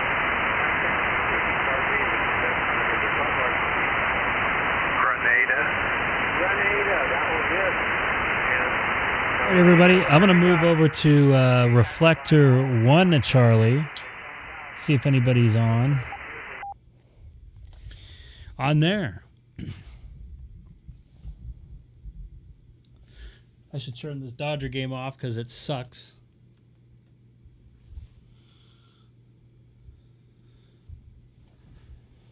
All right, so right now I'm on Reflector 1 Charlie here. Let's see if anybody's on here. This is Greg, K6EGG, monitoring Reflector 1 Charlie from Southern California. I'm in the city of Chino, 40 miles east of downtown Los Angeles, and also streaming live on YouTube. If you type in my call letters, Kilo 6 Echo Golf Golf, K6EGG. Once again, this is Greg out in Southern California. Is anybody out there monitoring Reflector 1 Charlie?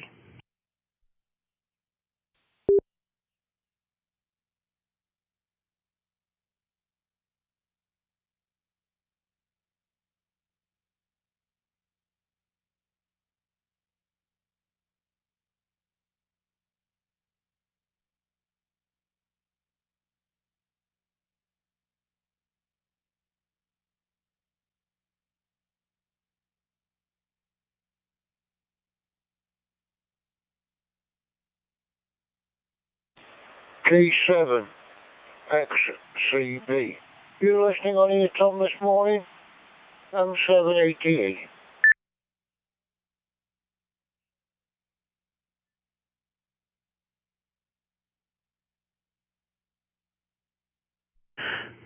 No, but Greg, K6EGG in Southern California is. Good morning to you. Good morning, but I don't want to be on YouTube. That's 73s. I'm 788. Copy that. Your last permission first. I'm 788. 70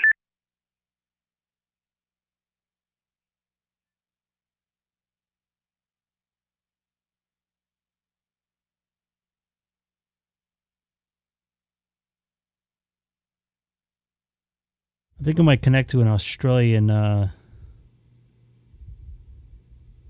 net here.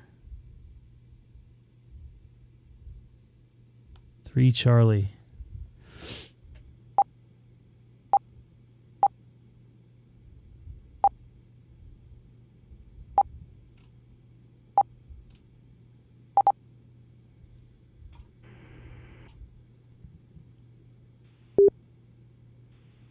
Linking to REF003 Charlie.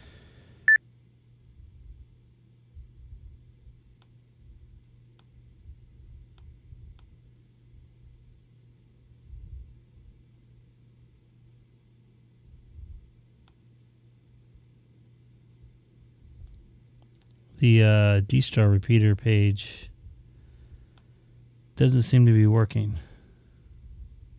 Actually, no, it is.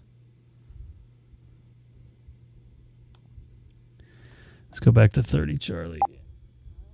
Somebody didn't want to be on YouTube, so.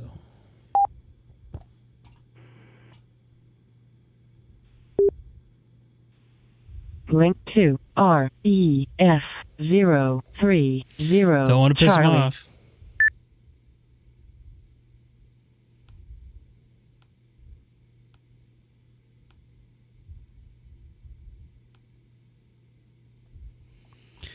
K6EGG monitoring reflector 30 Charlie from Southern California, 40 miles east of Los Angeles in the city of Chino.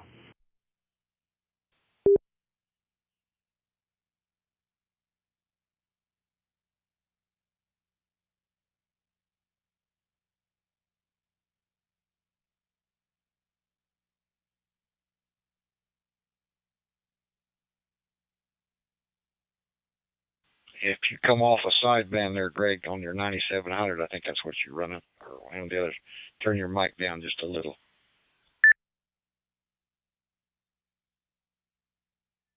Copy that. I just did. I'm just going to step away a little bit from the microphone. Is that okay there? There you go. What radio are you running? 9700. Yeah, on any of the ICOMs that have sideband capability, no more than 10 to 15% running DStar, just for a tip. I don't know what the deal is, but it happens to everybody's radio that does that, especially if you use FM or sideband. Yeah, I'm amazed that it doesn't save the settings. It saves the EQ settings on the different bands, but it doesn't save the mic gain settings. Very strange.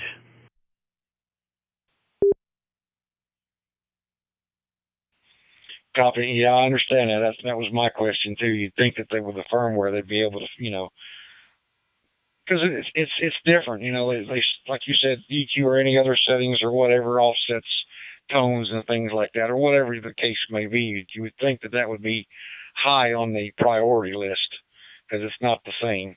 The module, especially AM, FM, sideband, I don't get it. Okay, though. Have a good one. 73 W9 DSW. Copy that, Dan. Yeah, you're up late there. You were late. You an insomniac, or you're more of a night person?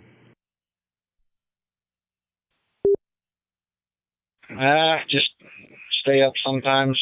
don't have to be nowhere, so I'm on disability, so don't have to. I've got no appointments, except I got one tomorrow. I got to take my 86-year-old mom who lives with me. She got to go see the doctor tomorrow.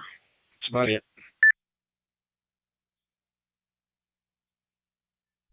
Copy that. Yeah, I'm hoping I don't end up on disability. I might be getting close. I'm on very, very light duty at work right now. Seem to hurt something.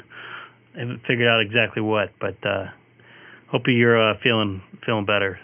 So, all right, man. This is great. K6EGG in Southern California. Also on YouTube, if you type in my call letters, K6EGG into the search engine.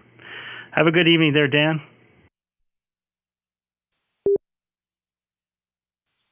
Copy that. Yeah, I had to give up my driving job. Health reasons. I have a gene mutation. It's called prothrombin gene mutation that clots my blood. Of course, driving truck wasn't the best thing for that either, but I have clots from both kneecaps to just below the heart. So didn't want to, but had no choice. W9DSW. Yeah, that would probably be one of the worst places to be, is in a truck if you have blood clots. So, yeah, I'm glad they figured that out, though, and you didn't find out the hard way.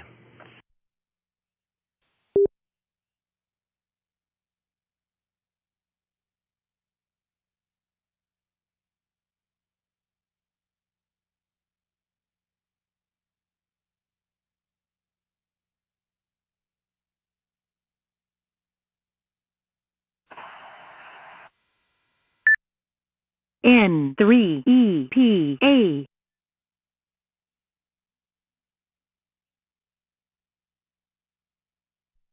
I heard you in there, Lurker. You only made it 200 miles since I last talked to you. What's up with that?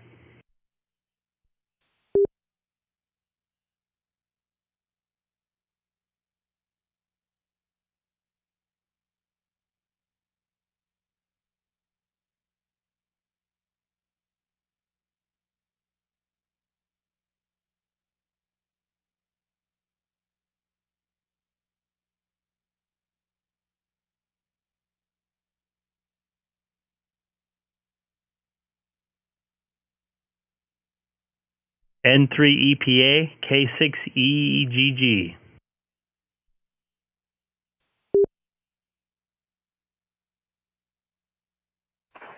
Yeah, I'll give it a shot here. I don't know if I'm connected. I might not. I might have to restart something here. Am I getting through? N3EPA mobile. Loud and clear tonight. 468 miles from me. You only made it 200 miles since I last talked to you. What's up with that? I run out of hours. I can only drive so many hours a day, and I got tired. And the best thing for me to do was pull over and take a nap.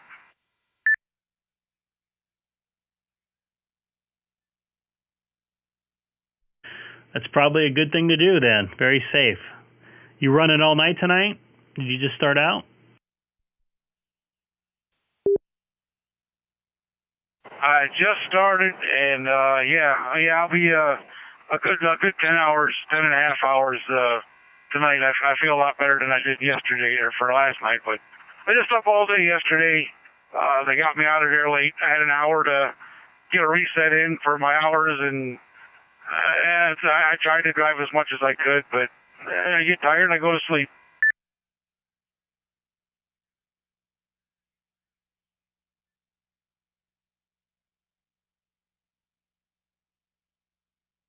I wish I could do that in my job, but they probably wouldn't like me sleeping in the middle of a sports arena or something like that. Well, good, man. I'm glad you're trekking across. Did you make it over the pass? I did. Everything was good. It was a nice ride up over there, but yeah, I got a good company. If I got tired right now, they don't care if I pull over and went to sleep. That's one of their things is safety. So yeah, if you don't feel good, you 5 minutes into driving, pull over and go to sleep. Take a break. They're pretty good. The shipper already put me 25 hours behind, so yeah, I'm late as it is. Yeah, copy that. I'm glad your company's good about that. I know a company that I work for, they'll work us 20, 25 hours with no breaks, and then expect you to drive all the way home with 3 or 4 hours of sleep for 2 or 3 days. So we actually lost a guy. He fell asleep on the road about 6 or 7 years ago. So I'm glad that they pay attention to that, because that's really important, man. Because we're working to live, not the other way around.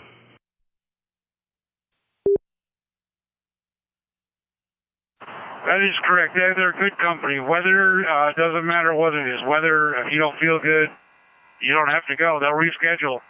You don't get paid for sitting, and you don't get paid for not running. But at least you're there to do it next time.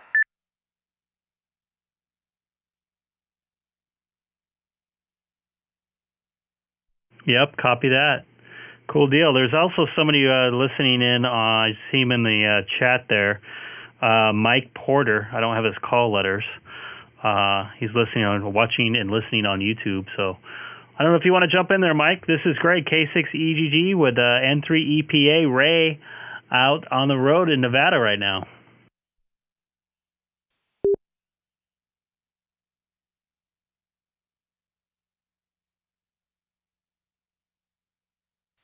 KJ7WFD, Devin in Bloomington, Indiana, back with you.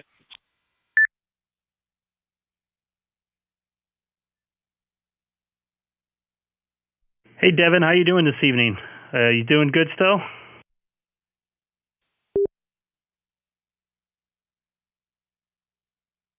Yeah, not too bad, actually.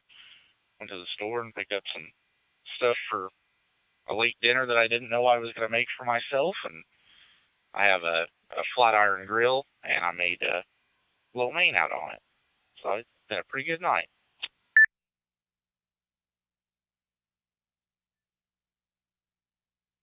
That's excellent, man. I know I had I cooked some tacos on the barbecue, cut up the meat, and had a good evening. Have some food for the next couple days.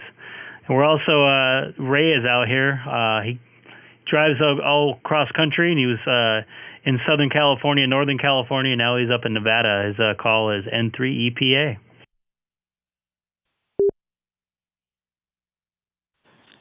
KN6EGG on the side here.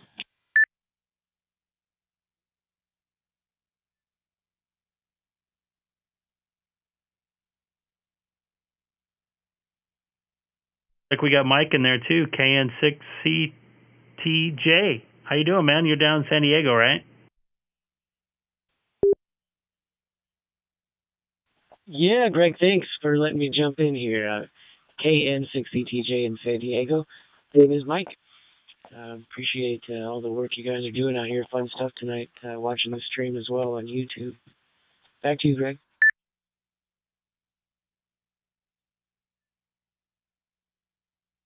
Cool deal. Yeah.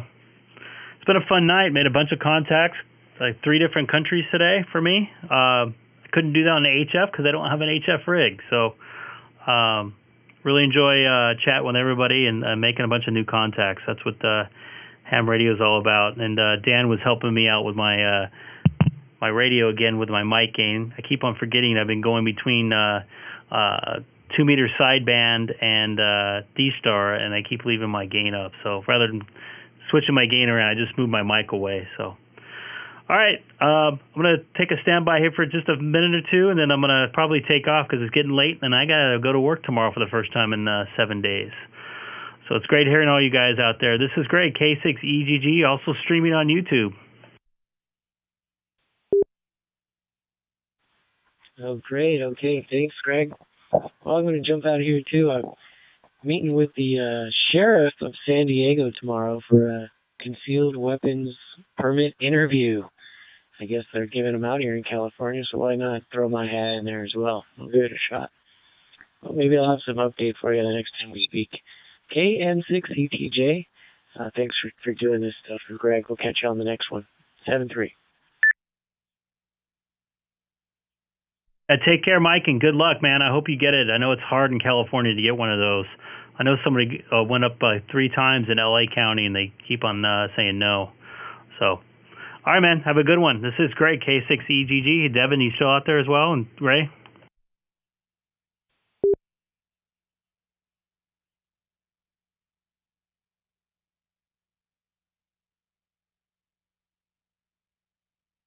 Yeah, this is N3 EPA mobile. Yeah, I'm still out here, still mobile.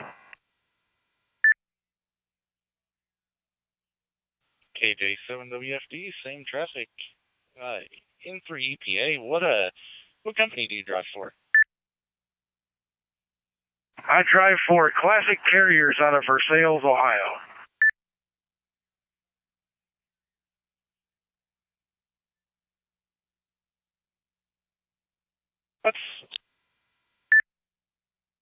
That's not a car hauler, is it? KJ7WFD. No, it's a reefer company. We do refrigerated. We also have a warehouse there in Greenville, Ohio. Okay. Yeah, I know exactly where that is. I used to deliver a store in Greenville. I work for KE Distributors. We're a natural food and grocery. We deliver Fresh Times, Sprouts, Alberts, stuff like that, and then we do mom and pops, and we do that, cross country, a lot of OTR, or sorry, not OTR, regional.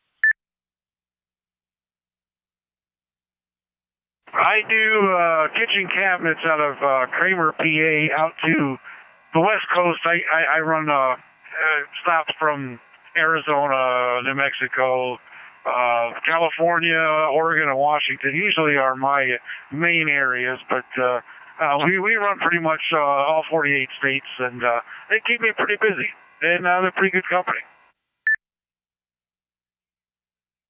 You ever do much there in New York City? KJ7WFD. Back when I was a young lad, yeah, I hated it. I don't go there anymore. Yeah, I've done the first 4 years of my career. Spent a lot of time in New York City, and I hated it. Don't want to go back.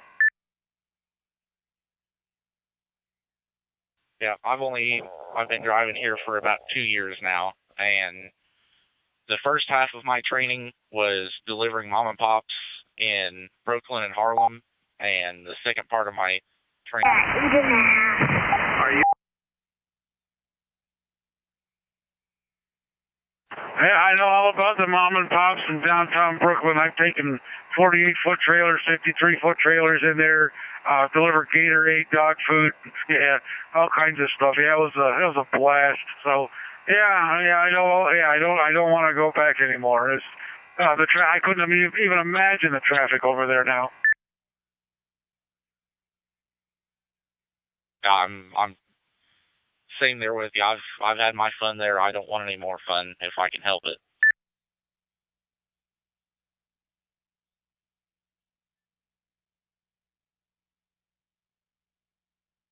I like these long haul. I get my 10 hours a day, 11 hours a day. I shut down, do what I got to do, and get up and do it the next day. I got at least 4 days that I'm just driving, and that's where I make my money. So, and I like doing the cabinets because it gets me out of the seat. I get a little physical exercise unloading those, and keeps me a little healthier. So.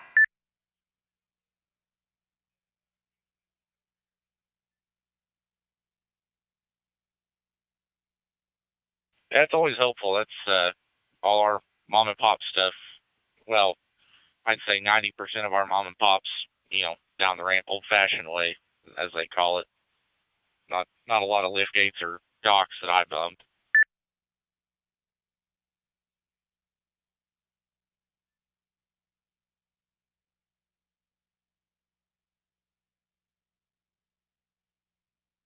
I'll take a little standby here. Let Greg have it back there. K6EGG N3 EPA will be listening there.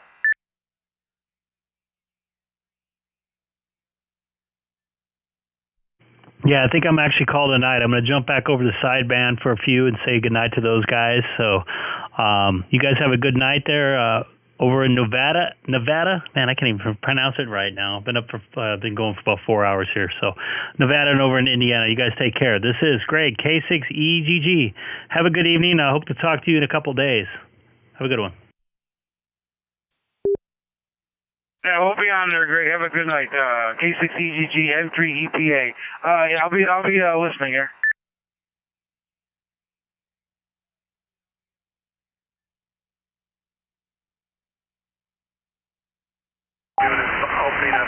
Have a good night, Greg. It was good meeting you and good talking to you. K6EGG, KJ7WFD73. You too, Devin. Take care, man. Yeah, K6EGG. I'll tell you what, I'll occupy down maybe a little CW. Just love the sound of that air.